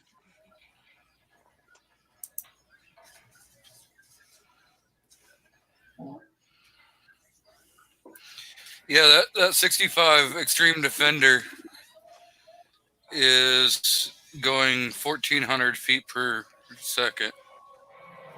Yeah, which isn't going to really hit all that hard when you consider the weight of the bullet. It's not going to be a sneeze, but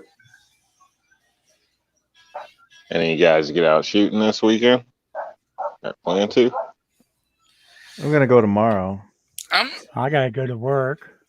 I'm hoping to, but not going to a range, just going out in the hills, and with it being rainy, it's been raining today, and it's supposed to rain again tomorrow. I'm not 100% sure.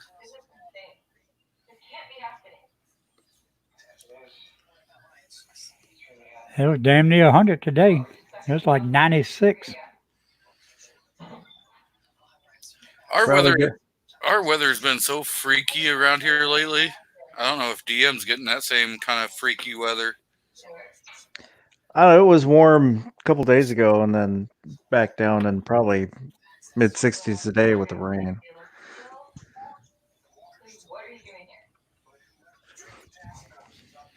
What the hell's Sven Gully got on tonight?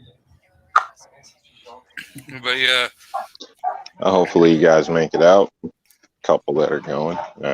G that you're attempting to. So get off your butt and make it out. I should. I'm taking a friend to the range and gonna take my new Glock.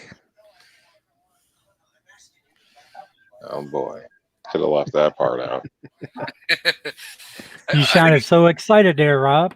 I think he did it just for you, Rob. Yeah. You got any pictures of it? It looks like every other Glock. Or he could just go grab the gun and then turn his camera on and show it. It's downstairs in the garage. I don't want to run down there. I'm glad Wheeled and Well Armed fixed what he said, because 22 feet per second, I'm about to ask him, does he even make it out of the barrel? I saw someone they're shooting plastic bullets and they were like 20 grain or something like that.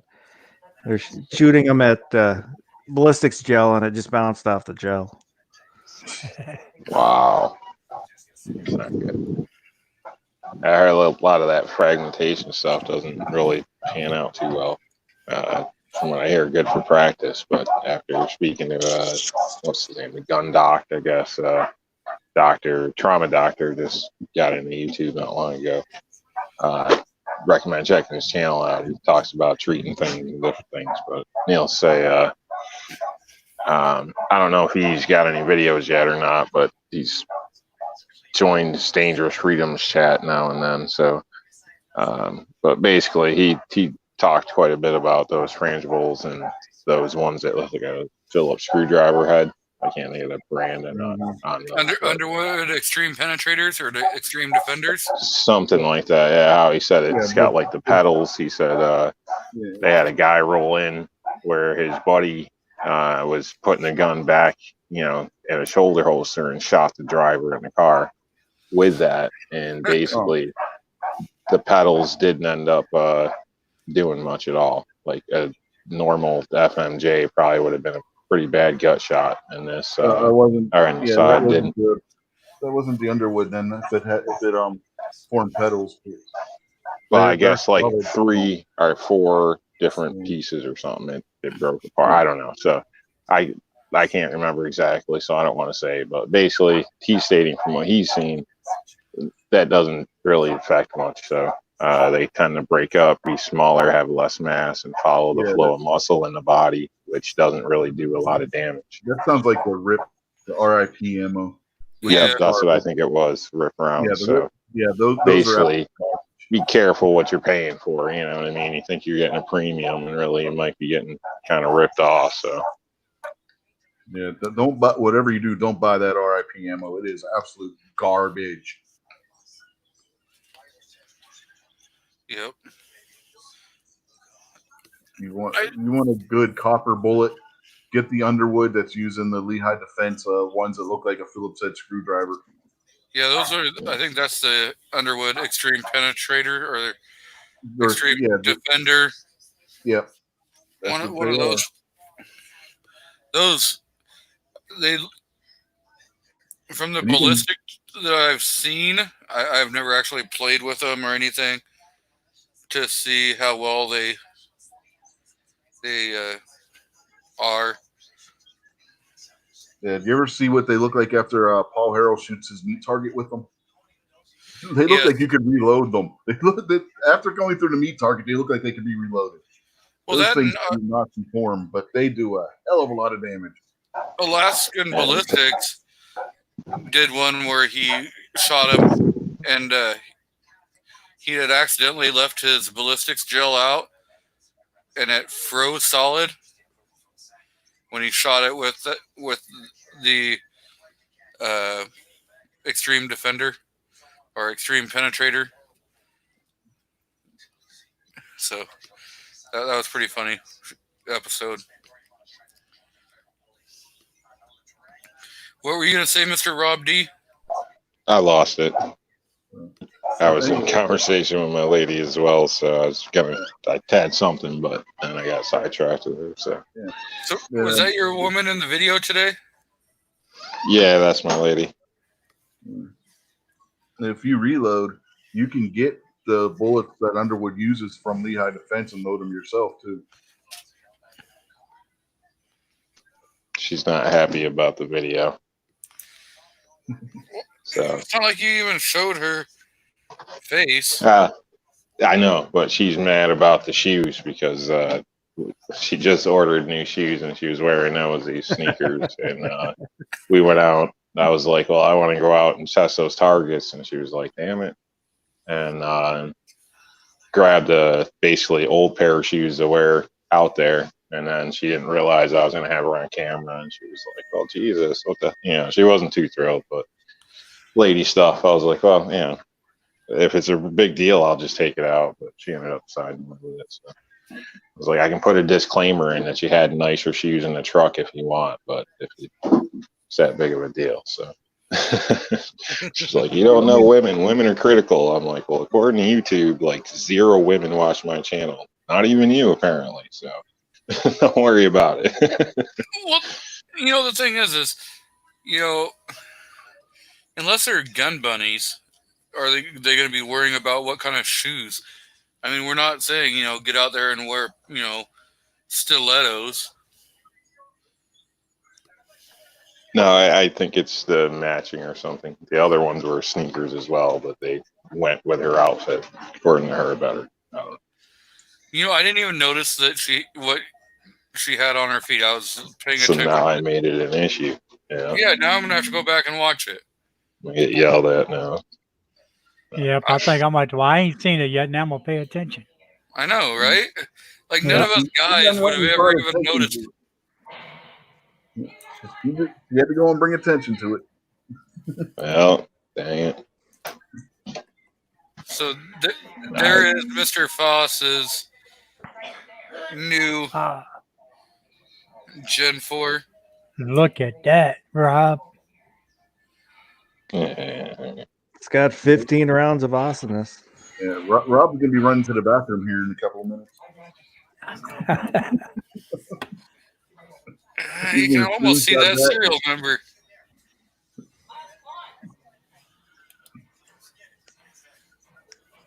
I had to pull together. I haven't had a chance. What are you saying, Rob? To take the pretty pictures yet. I got my eyes closed. So what are you saying? Rob's gonna run in the bathroom and wipe his Smith & Wesson real fast or something? Probably. Yep.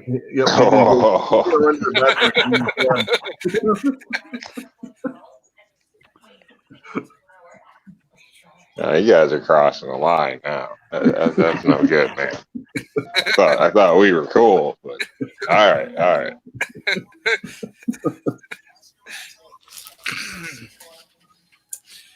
Oh, Nah, that thing looks too new. Go beat it up, run it over, make sure it's up to its perfection name.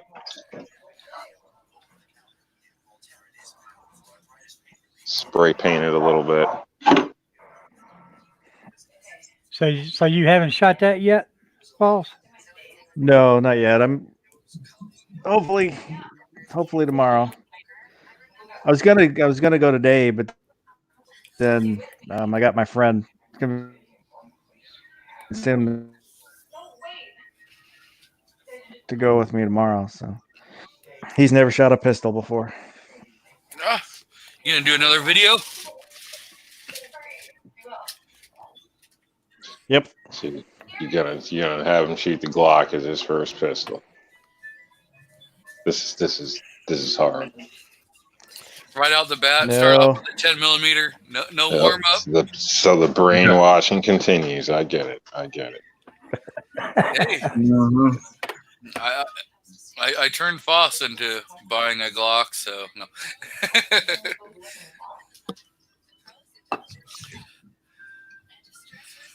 But yeah, Well, that's just because my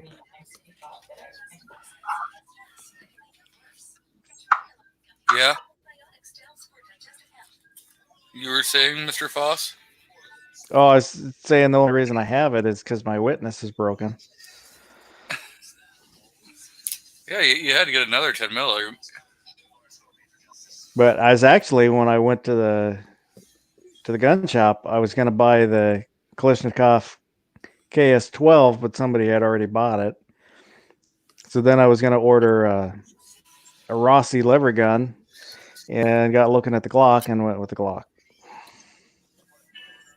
I can definitely see why you chose the Glock over a Rossi. So it sounds like he was drunk and just had a weak moment. Yep, that's exactly what it's got to be. Yeah, I got to cut down on the cough syrup. Bad sushi. No, Gas station sushi. you got to quit drinking the cooking wine, man. Sipping on the scissor.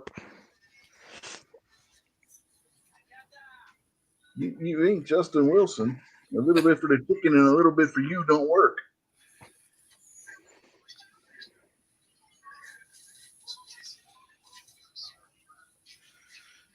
Well, at least you're bought a workhorse. Something that's actually functional. I mean, yes, if you want to call it Glock functional, but something that works and you can run and have fun with, and something I can get, not have to worry about a scratch or this or that. Something I can get parts for. Yeah, it's nice as well. Which would have been way better and cooler.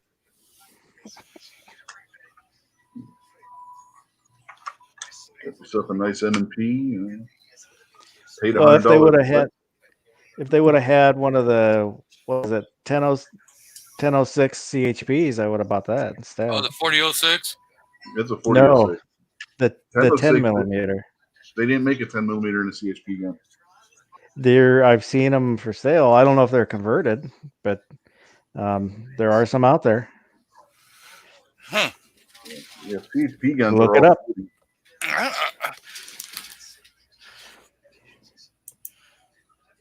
Might be the same style gun. 1006 is the same style gun, but it doesn't have the CHP numbering on it. Well, somewhat understandable. I mean, if you're looking for 10, there's not a whole lot of options out there.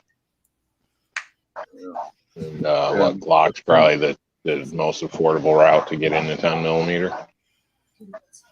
Well, I don't know. The EAA Tank Julio witnesses are less than what a Glock is. Last time I was looking. It is. Well, that's what I had. I have one, but I broke the recoil spring, and they're waiting for more springs from Italy. So it's been. Well, I've tried the Wolf aftermarket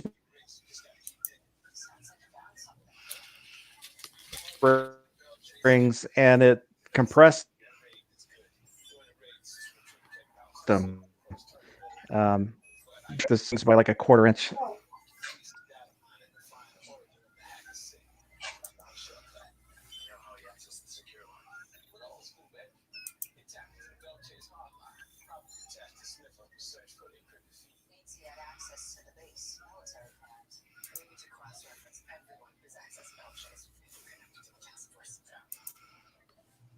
Well, hopefully Smith and Wesson will make one, and someday you can get a respectable 10 mil.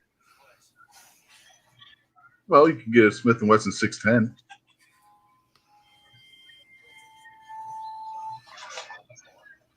Of course, that's a revolver, but still. I don't know if I want to go with a America 10 has, millimeter or a 44 Magnum.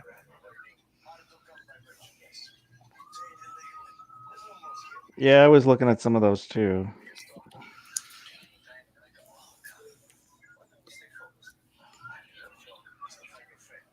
M. Gabriel's asking if you can repeat what you were saying about the EAA because you were roboting about that time you were talking about that. What happened with your spring?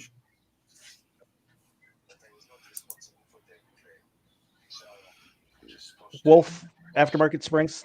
There's a calibration kit which has 3 different springs that I saw other people online were using.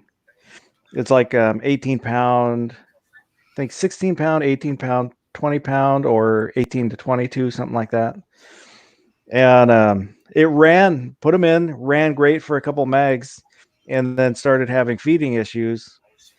When I got home, I checked the spring to one of the springs I didn't use, and it was, an 1/8 inch, if not a quarter inch shorter. And I'm not knowledgeable enough to know why that would happen, if that ever happens. What would cause that? I've never seen that one before. There had to have been weak steel in that spring. In fact, if firing it was compressing the spring where it actually lost length. That's crazy. I had it happen to 3 different springs. Spring. Well, it doesn't speak good for Wolf Spring. Well, I've had Wolf Springs like in my AK before I sold it. I had Wolf Springs in that worked. So I had the AK recoil spring, and that worked well, very well. So is this what you're talking about, Mr. Foss? Yeah. So I'm wondering if maybe people are just calling it a CHP gun because it's similar. Probably. They didn't have those in 10. Those were 40s.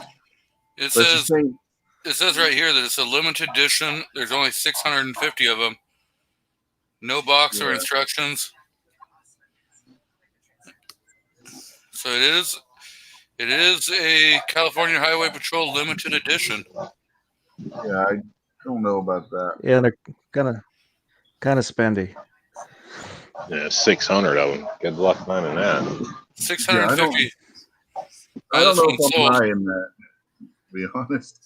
The whole, that being a CHP gun. People fake stuff all the time. And with how popular the 40s are, I wouldn't put it past somebody to say that that's a CHP gun and it's really not.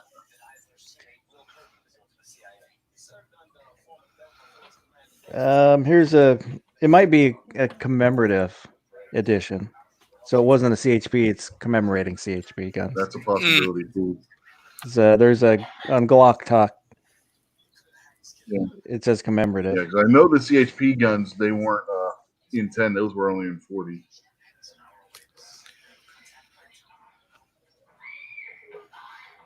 But yeah. I've been looking at the 4006. And it's probably on my list, but I don't know. That 320 is like really jumped up my list. Are you going with the full size 320 or the compact? Carry compact. Carry. The X carry, is that what you're talking about? Yeah, something like, you know. And the nice thing is if I could always just take and find any of the 320 and then, you know, get a different grip module later on. So, you know, whatever I can find, like locally, if it's not too expensive. Yeah, my wife was liking the M18 when we were at the Great American Outdoor Show. That's basically the same thing as the compact, but with the thumb safety. They're supposed to be releasing the M17 and the M18 in black too, not just their baby poo color. Yeah, that FDE. Yeah, I'm not an FDE fan. My KSG is FDE, but I don't think you guys have seen much baby poo in a while. I don't know why they So, call that it. stuff. Oh, go ahead. Why do they call it flat dark earth when none of them are dark? Yeah, right. Good question. Yeah, I was gonna say, boy, some of that baby stuff. Oh, it looks like rainbow color sometimes. I don't know what you're feeding your kid, but if their poop is rainbow, Man, they got man, that the crayons. blueberries mixed with this and that, or the strawberries. Some of that Gerber, like I could eat it myself. I was gonna say, Stuff man, is is there anything your great. kids eating Fruit Loops and Crunch Berries or something? What the hell? Probably feeding them crayons, getting them ready to be a Marine. Well, now, why would he do that when he was in the Army? I don't know. We don't know how these New Yorkers think. You guys ever hear Kaboom cereal? No. Okay. Well, there was a story with that, but it's pretty funky. So, but yeah, it's definitely comes out the same way it goes in. Yeah, full of color. A lot of locals tend to know about that, and something all the kids discovered or something. I guess kind of a weird thing, but needless to say, I was shocked to find out that they were still making that cereal up until like 10 years ago. So, because I haven't heard about it or seen it in so many years, I figured with all the toxins and dyes, they probably would have banned it a long time ago, but apparently not. I remember Mr. T and E.T. cereals. About Count Chocula or Count Chocula, I think it was called. Count Count Chocula, Chocula, Yeah. Blueberry, Blueberry. Frankenberry. Yep. There you go, Frankenberry. Yeah, they started Those are the remaking. days. Started remaking those 10 years ago, and then they kind of disappeared again. Yeah. If you guys remember the ET cereal, it tasted all right when you had the first bowl. By the time you were eating that second bowl, oh my God, it tasted awful. That ET cereal was good. It was about as bad as the movie. Yes, I don't like ET the extraterrestrial. So M. Gabriel said those S&W metal frames would be good if they still made the mags.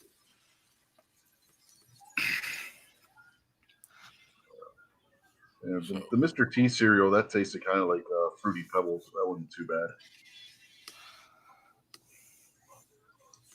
But when his cartoon went off the air, so did his cereal went bye-bye too.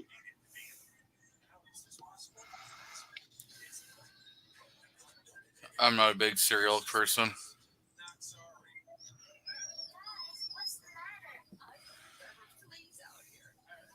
I love cereal. I kind of like my bacon and eggs. Steak and Yeah. eggs. I do cereal at like 2 a.m. as a snack or something. Mm-hmm. It's good stuff. Sleep at night, get yourself like a big bowl of Fruit Loops or Yeah. Fruity Pebbles. I barely ever eat breakfast, period. So, but if I do, it'd be most likely real food. But for a snack, cereal can be hard to beat. Yeah. Another thing I'll eat like as a snack, I'll just grab a box of Cheerios and eat them straight out of the box. Yeah, that's good. If I'm going to eat cereal, it's going to be like Raisin Bran. Ugh, Yeah. you don't eat that for health. Bathroom issues. My goodness, you eat that by out of your own free will. Yes. I do like Raisin Bran. I I'd knew rather you were eat the strange, box. but yeah, you're adding to the list here. Put some sugar on it and eat the box instead. Yeah. Get about much fiber that way. It probably tastes better.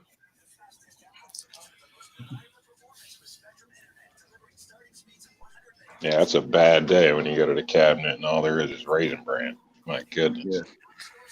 Well, Now, we know what. crispy wheats and raisins. Back when crispy wheats and raisins came out, that stuff was pretty darn good. It was a lot better than Raisin Bran because they sweetened the flakes and stuff in it, and it was a mixture of corn and wheat, so it wasn't this like Raisin Bran and the you had the corn flavor in there, kind of like a cornflake or frosted flake kind of with the raisins. That wasn't too bad.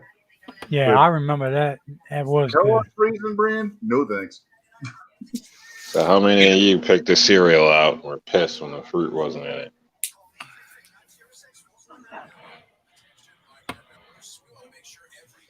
What? How many of you guys picked the cereal out when you were a kid and then were pissed at home when you got home because the fruit wasn't in the cereal? Well, when you're a kid, you pick the Yeah. cereal based on what toy it came with.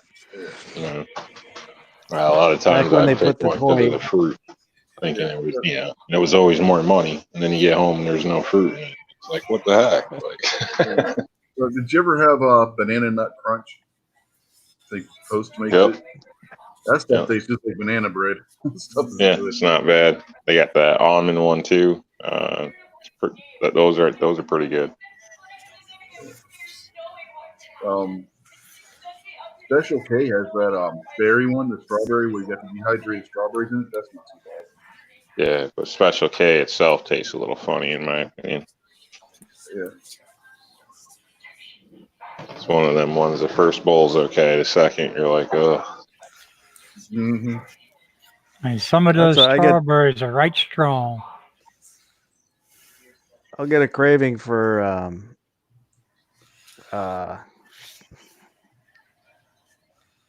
I just forgot the name of the cereal. Never mind. So Oh, God. when you were kids, you remember the little Grape nuts. Ugh. That's what. Uh, Grape nuts. Ugh, God, man, it's Oh, bad as but Raisin Bran. I'll eat one bowl and then, that's it. That's settled that craving. I don't want any more. you remember the cereal Cookie Crisp? Oh yeah. Yep. Gonna say what's good if you like chocolate and mint around what is it, St. Patrick's Day. Some places they have one around here sells what they call Irish milk, which is basically mint flavored milk. You throw that in with your favorite chocolate cereal. Oh my goodness. I tell you, there's nothing like it. That sounds like that'll be good with Cocoa Krispies or Cocoa Pebbles, one of those too. Yeah. I think I use Cocoa Puffs is what I grabbed with it or something. But yeah, same theory, whatever. Good stuff. I thought you said Irish milk at first. Yeah, that's what it's called through the chain I go through. It's Irish milk, they call it. So He didn't say milk. He said MILF. He said Irish milk. oh, well, yeah, they don't sell that in a bottle. They sell that in the alley. Yeah, that's in the alley out back. So Mr. Clovertack says, I don't eat cereal at home anymore. No kids around, and it goes to waste. That is one thing I look forward to at SHOT Show because they got the wide variety of cereals. Yeah. Yeah, it's probably nice. how It everybody- brings you back sometimes. Everybody gets sick because everybody's touching the cereal. Well, the only thing he eats is the Lucky Charms anyway. Everybody gets sick of SHOT Show because of all the Chinese people. bringing over their viruses every year. That's what it is. That's my new theory anyway. I think they all chip in on the same entertainment for the after party, and it just never turns out well. That's a possibility too.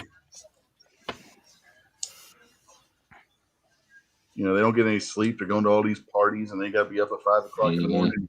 Go back over. What happens at SHOT Show stays at SHOT Show. We've heard the stories, but it never does. It always leaves. They take it back home. The old saying, "What happens in Vegas stays in Vegas." Well, not really. You know. Big wife's gynecologist will tell you. Yeah, especially if you pull a Ned or a Homer and end up with a second wife. Or you end up with an STD. I think that's what Rob was hinting at there, G23. I thought he was talking about a kid. Kid on the way.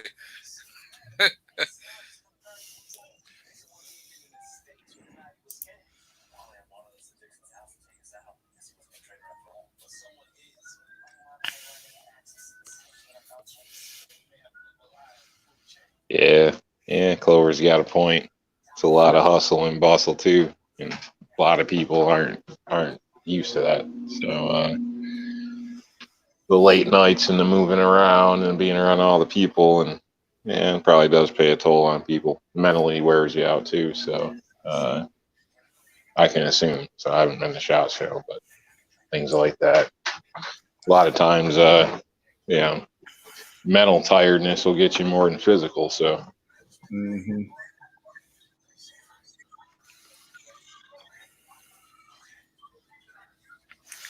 Yep. You get that mental fatigue. Yeah. That's where it's nice to be your own boss. You always had all right, once in a while, if you have one of them days, then, call it a day. Don't try to force your way through it and have to come back the next day and fix everything you just did this day. So, but you don't always get that luxury working with for other people. So.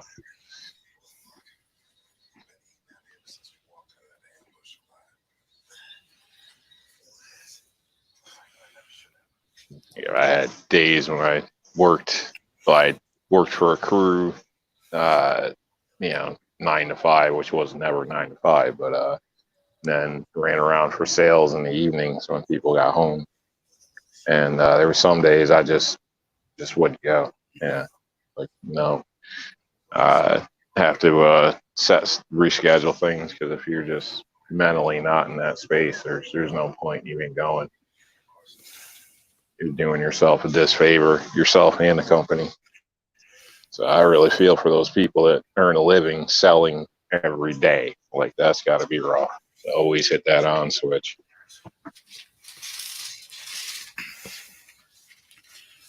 Yeah. Not sure I could do that. Yeah, I don't think it can be done. I think some places you got better jobs than others, and there is people that make careers out of it, but there's everybody gets in little droughts, you could say, or whatever. And if you don't, if you don't feel it, then it, people see right through that. So, and it also helps what type of product you're dealing with. Good product practically sells itself. You just have to bring it to somebody's attention. But, feel bad for people running around trying to sell meat or all this other stuff where, it's pretty funny.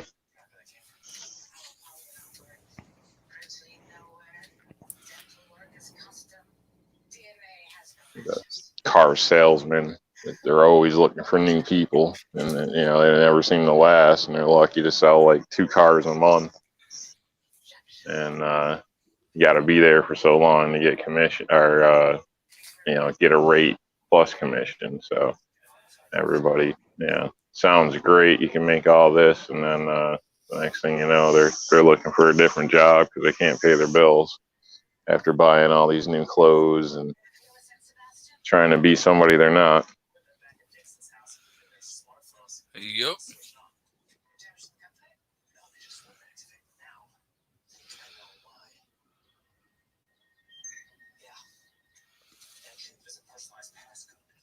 Yeah, I know for a fact I couldn't sell used cars. There's no way. You know, trying to lie to people, telling them a car is worth $8,000 when you know for a fact it's only worth like $2,200. A lot of people do it. So, same thing with like four-wheelers or things like that. So, I know a guy that got sold, bought a brand, well, not new, but a couple of years old four-wheeler at a great deal. Well, he figured out why, because the frame was busted apart. So, and they had like a mending brace holding it together for the test ride. So wondering why it pulled. They said the tires needed air pressure and stuff, but he kind of got suckered. I went to a car lot and I was gonna buy a Jeep. Looked great, but I told him I wanted a 72-hour test drive. Before I was gonna buy it.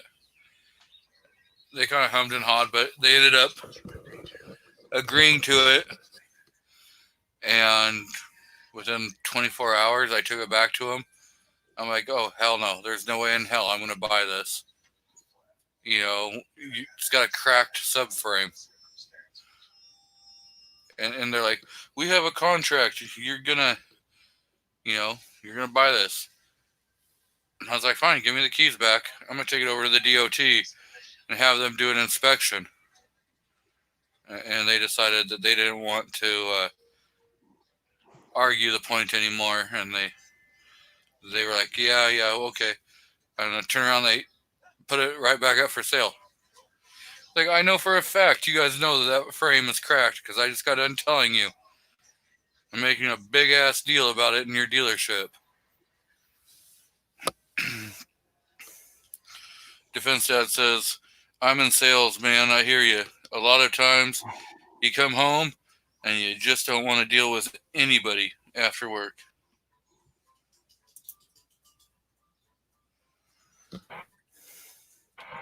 Hell, I'm like that now, and I'm not in sales.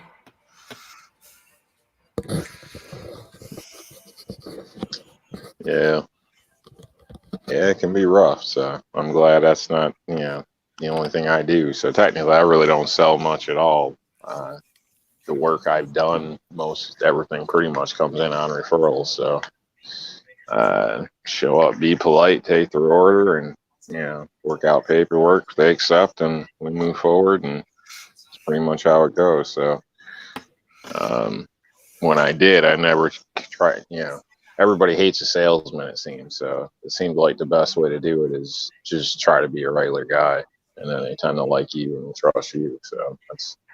We kind of do a porch repair estimate and walked out with $17,000 cash after drinking coffee and cigarettes at a table with a guy for like 3 hours.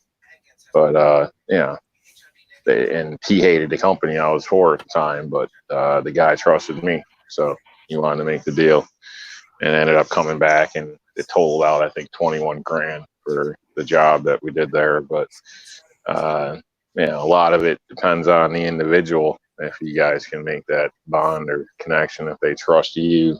I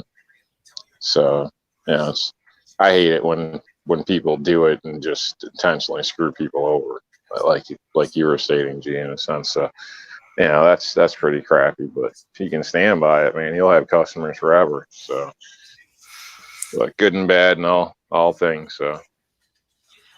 Yep. It's like there's a dealership down in Greenville, South Carolina. Crown Nissan. Those guys. There was a salesman, and I don't know if he's still there. I went over to the Dodge dealership to buy a brand new Dodge Dart. And I wanted a manual 6-speed transmission. And that guy kept trying to, oh, well, I can get you into this Charger or Challenger for almost the same payments, blah, blah, blah, blah, blah. And he just, kept trying to push me away from the vehicle that I wanted. I'm like, you know what? I'm done. I went over to Nissan and I looked at a couple of vehicles, and the guy, he was like, yeah, just let me know what you want to take out on a test drive. He goes, we'll test drive every car on this lot if you want. I ended up, dropping $22,000 on a brand new car there. Because he didn't lead you to a bigger commission. He took what was available. Yeah. Yeah, he just came out, introduced himself, handed me his business card, told me where he would be, and he's like, browse around, just kind of was not really trying to be Like I pushy. said, people don't like salesmen, Yep. subconsciously. It's just one of them things. It's kind of burnt into the caution. So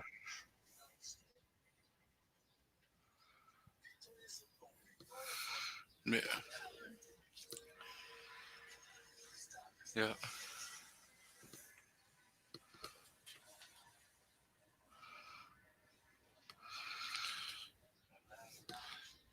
Well, I'm not sure if they're going to do it. I mean, that SHOT Show next year, maybe.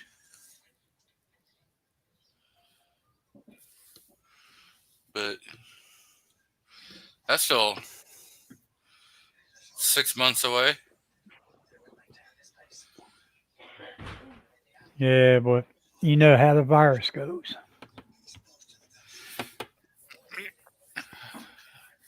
I guess we'll probably know more about it, October. That's probably where I'm guessing. I've heard this is a social experiment. People say that to see what's going to happen with it. These riots and whatnot. But kind of got me thinking. And, it's probably a little out there. But, if they were going to try to force a vaccination or something, if they're treating this as as an issue, the coronavirus and whatnot, and figured either people got to get vaccinated or herd immunity. It's almost like to stand down the riots is in a way is like, well, it kind of solves part of the problem in a way. I don't know if it, the numbers would line up or anything. Obviously, this is just spitballing thought here, but something I thought about earlier. Like, I guess apparently probably to everything there's pros and cons on all sides of things and the way people are looking at things, but kind of makes me wonder if that had any play in where people did just kind of let the bigger areas just run wild, and like they said, maybe a social experiment. I don't know. I kind of thought this was, more of a test run to see what they would get away with to be able to force socialism. See exactly what they can and can't get away with and all that. But we are joined by the poor conservative out in the audience. So, Welcome. Well, definitely, in the beginning, I was kind of thinking it might be, stand down in places and let things get destroyed and basically claim, now we need, to take more rights or whatever because people are acting crazy. And basically, as an excuse, is kind of like a power grab thing. So, but again, I don't know. I'm sure there's something going on, but there's so many different things. It's hard to say.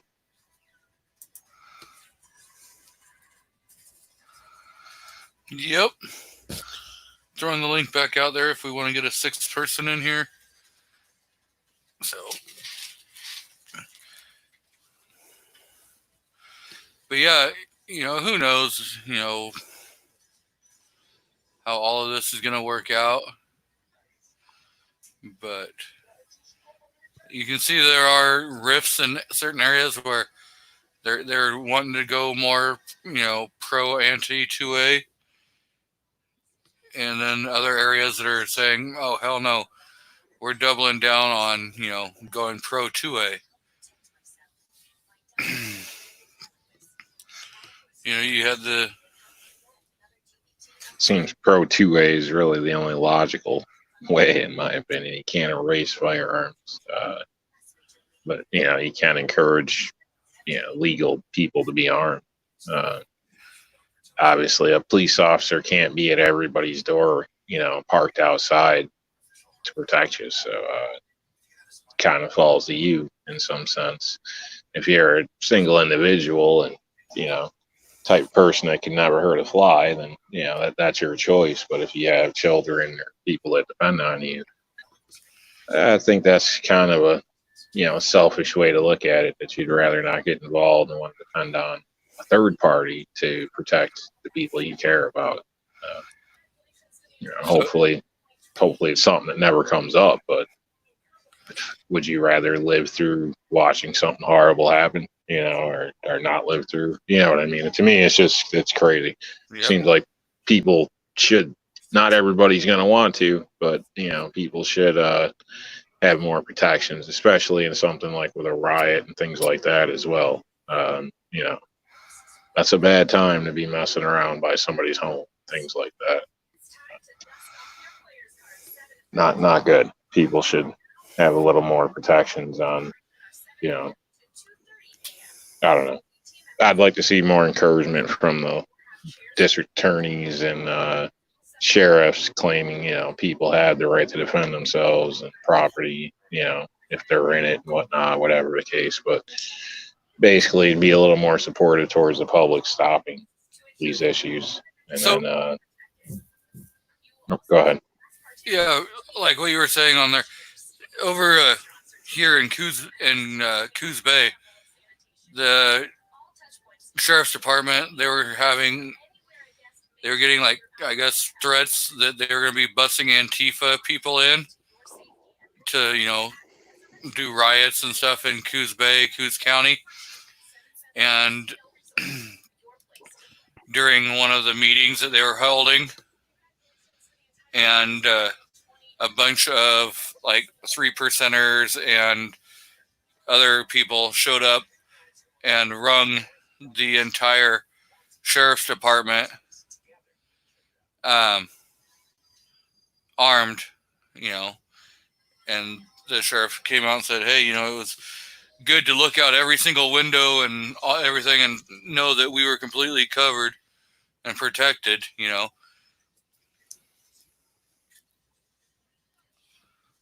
So they were thinking. That's nice. In New York, they would have came out with a SWAT team on you probably. So, but yeah, it seems like he's a better sheriff than I have. All I'm saying, I bought me a brand new Hawaiian shirt.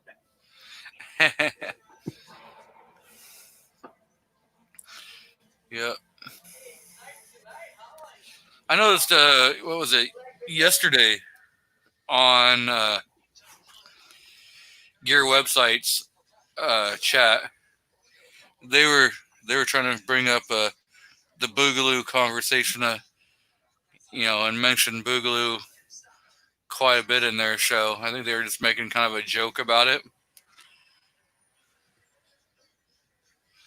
So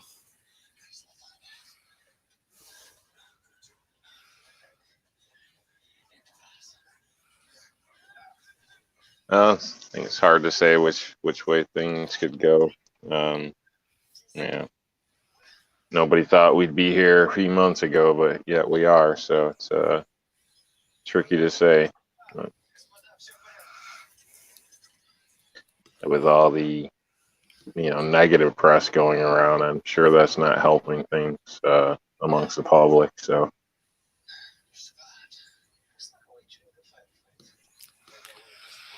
yeah, like the poor conservative says, Not to mention, you really can't rely on anyone in that type of situation except your own defenses.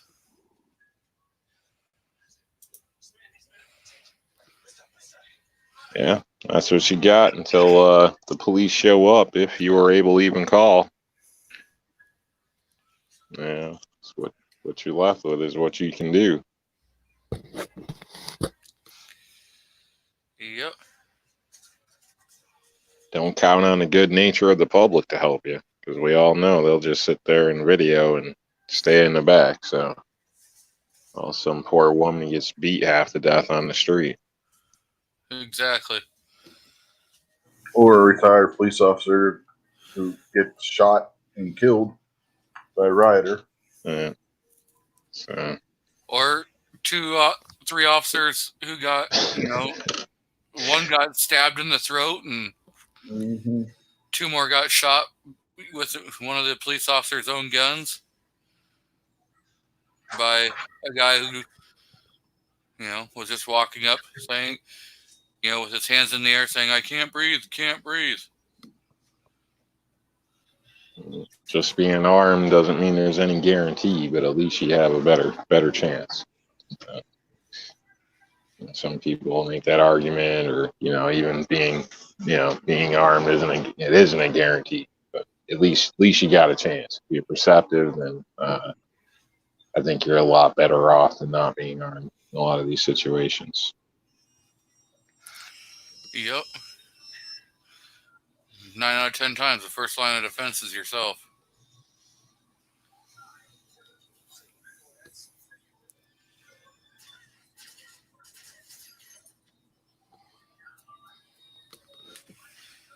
So,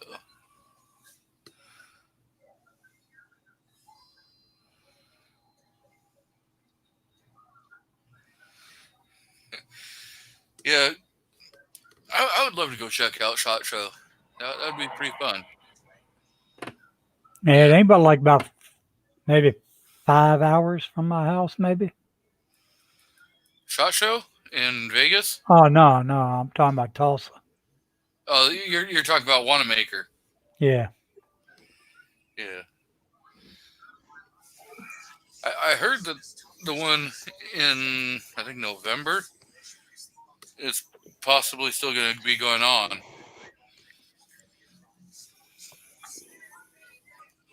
But SHOT Show that happens in Vegas, that's February? January.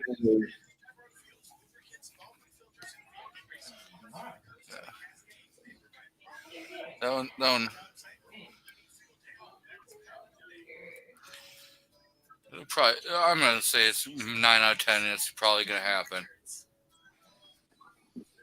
I was supposed to go. I was gonna ride up there with Ghost last time, but they canceled it because of the damn virus and stuff. Oh yeah. Wanamaker. Mm. That was in April. I think it was. Yeah. Yep. Yeah, somebody's things getting a like phone call.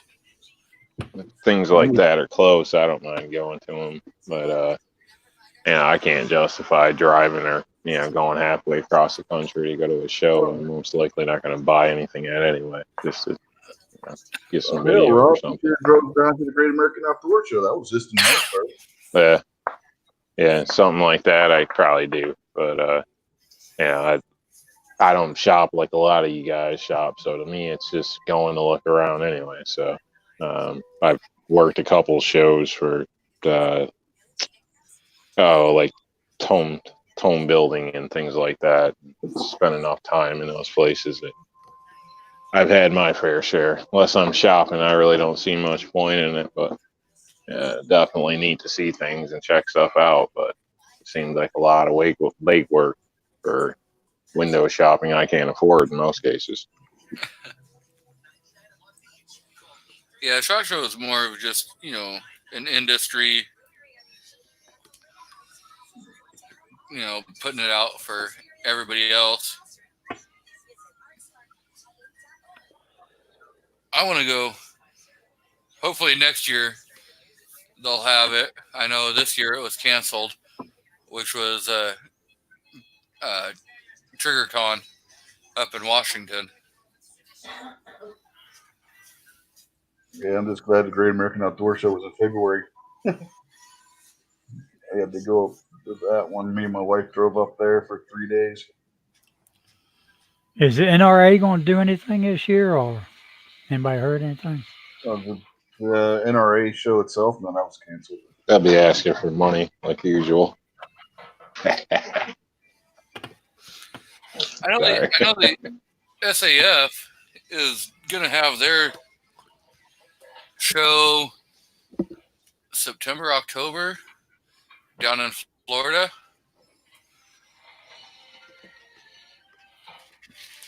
They're having a 3-day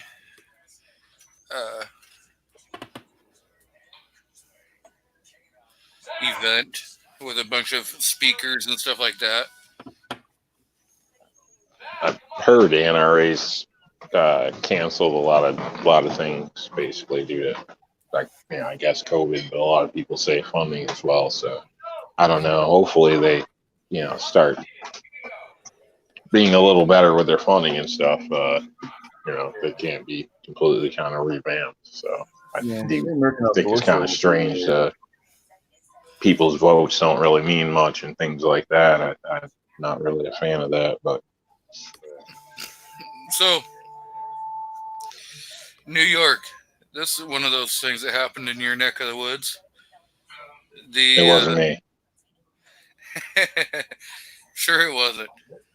She said she was 18. It was a dude. No, I shouldn't even joke like that. We heard it from a dude. Yeah. It really wasn't me. Yeah, this coronavirus stuff really sucked because it also canceled Gunathon. I was going to go down there and hang out with Obi-Wan, obnoxious one all day. But, shit gets screwed up. So. I don't know if they're going to reschedule that or not. I made a joke like she said she wasn't married or something, but that would have been more somewhat appropriate. Wrong, but more correctly wrongly appropriate. If that makes any sense. Yeah. The Buffalo, New York situation where the two officers got suspended and 57 of them retired from the ERT. Ooh, they retired from it, huh? Yeah, they resigned. They said, we're done. Okay. Yeah. So what's your question?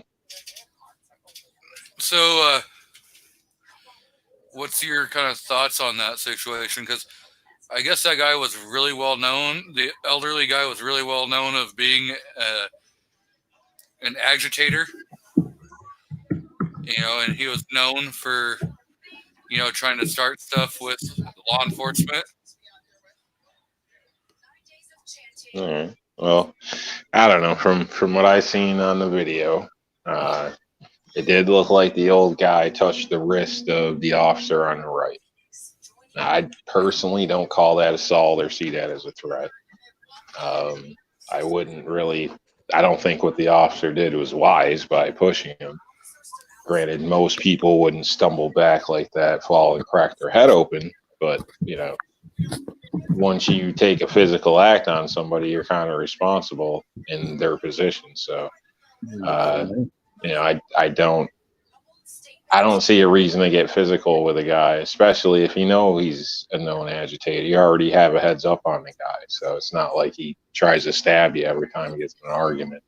He's known to be a vocal, whatever, talking about the birds and the bees, and then so be it. But I don't really see going to that level of force. And honestly, if the other guys all want to stand behind it, then I think that just shows the character of that department. So if they all want to take a walk, that makes it easy, in my opinion. Yeah. And, the thing is, they were, you can't really say, they were following orders. They were told that it doesn't matter. There's right and wrong. And to us, somebody touches us on the wrist and, we push them back, even though it's really shouldn't be hard enough to be an issue, but they do fall and collect it, get an injury. That's going to be on us. Maybe Yep. at least in my state, that's just how it Oh, yeah. goes. So, and you don't know physical condition of everybody that's being an issue. So, you're in, battle rattle, whatever you want to call it, armored up. This guy's standing there as a brittle old man. I think you should, give the benefit of the doubt and be able to take a hit if one comes. And if you're that worried about getting hit by a 70-year-old man, then look for a different line of work. You're gonna deal, and make sure it's not a hospital work, because you'll get hit there too. Yeah. So yeah, I guess they suspended those 2 officers without pay that were involved, and are looking at bringing charges against them. And that's what led to the other 57 of them, handing in their resignations. So that kind of, speaks a little bit to. Yeah, I mean, I think right now it's going to be a lot harder, to be an officer under the spotlight, even more so. But you kind of chose a profession to walk the line, so you got to kind of understand that. And, if it's not your cup of tea, then bow out. Every job ain't for everybody. Yep. Exactly. Well, we've been going at this for 3 hours. We want to do some sign-offs and plug our channels. Mr. Faust, you want to kick it off? Are you still awake? Yep, I'm still awake. I dozed off for a second, but I'm awake. Check out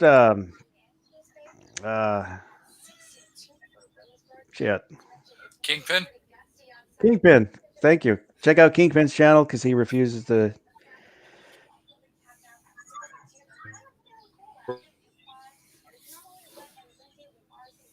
promote his own channel. If you got time, check out my channel. Yeah, you're roboting a little bit, so I'll fill in Yeah. the check out Kingpin's channel. He never promotes himself, so let's promote him for himself. Anyone even seen Kingpin lately? Because I haven't seen him in like a week. He's been busy. I texted him the other day. He's been really busy. I think we need proof of life. I know. I mean, I can screenshot the text if you want. I mean, no, we're not going to dog. Doesn't mean it was him. We're not going to dog. Burger King girl. He did put out a couple of videos. Yeah, he's put out some videos too. But okay, well, Mr. Rob, you want to throw anything out there? Yeah, not much. I just did a test video of those stands with 9mm. So if you're interested in that, check it out. Other than that, thanks for having me. Everybody, look for the shoes. everybody be safe and stay alert. So don't do that. Don't do that. Yeah, don't do that. We don't want to get Rob in trouble, do we? No. It's no, just not us. But if you guys aren't subscribe to Rob or to Mr. Faust, go ahead, give him a thumbs up, subscribe. We got to get Mr. Faust over that 100 sub mark. He's what, 18 subs? Yeah, I think I need. Yeah, something like that. So, if I hit 100, there'll be some great and mediocre prizes given out. You gonna let Rob shoot your gun? And video it?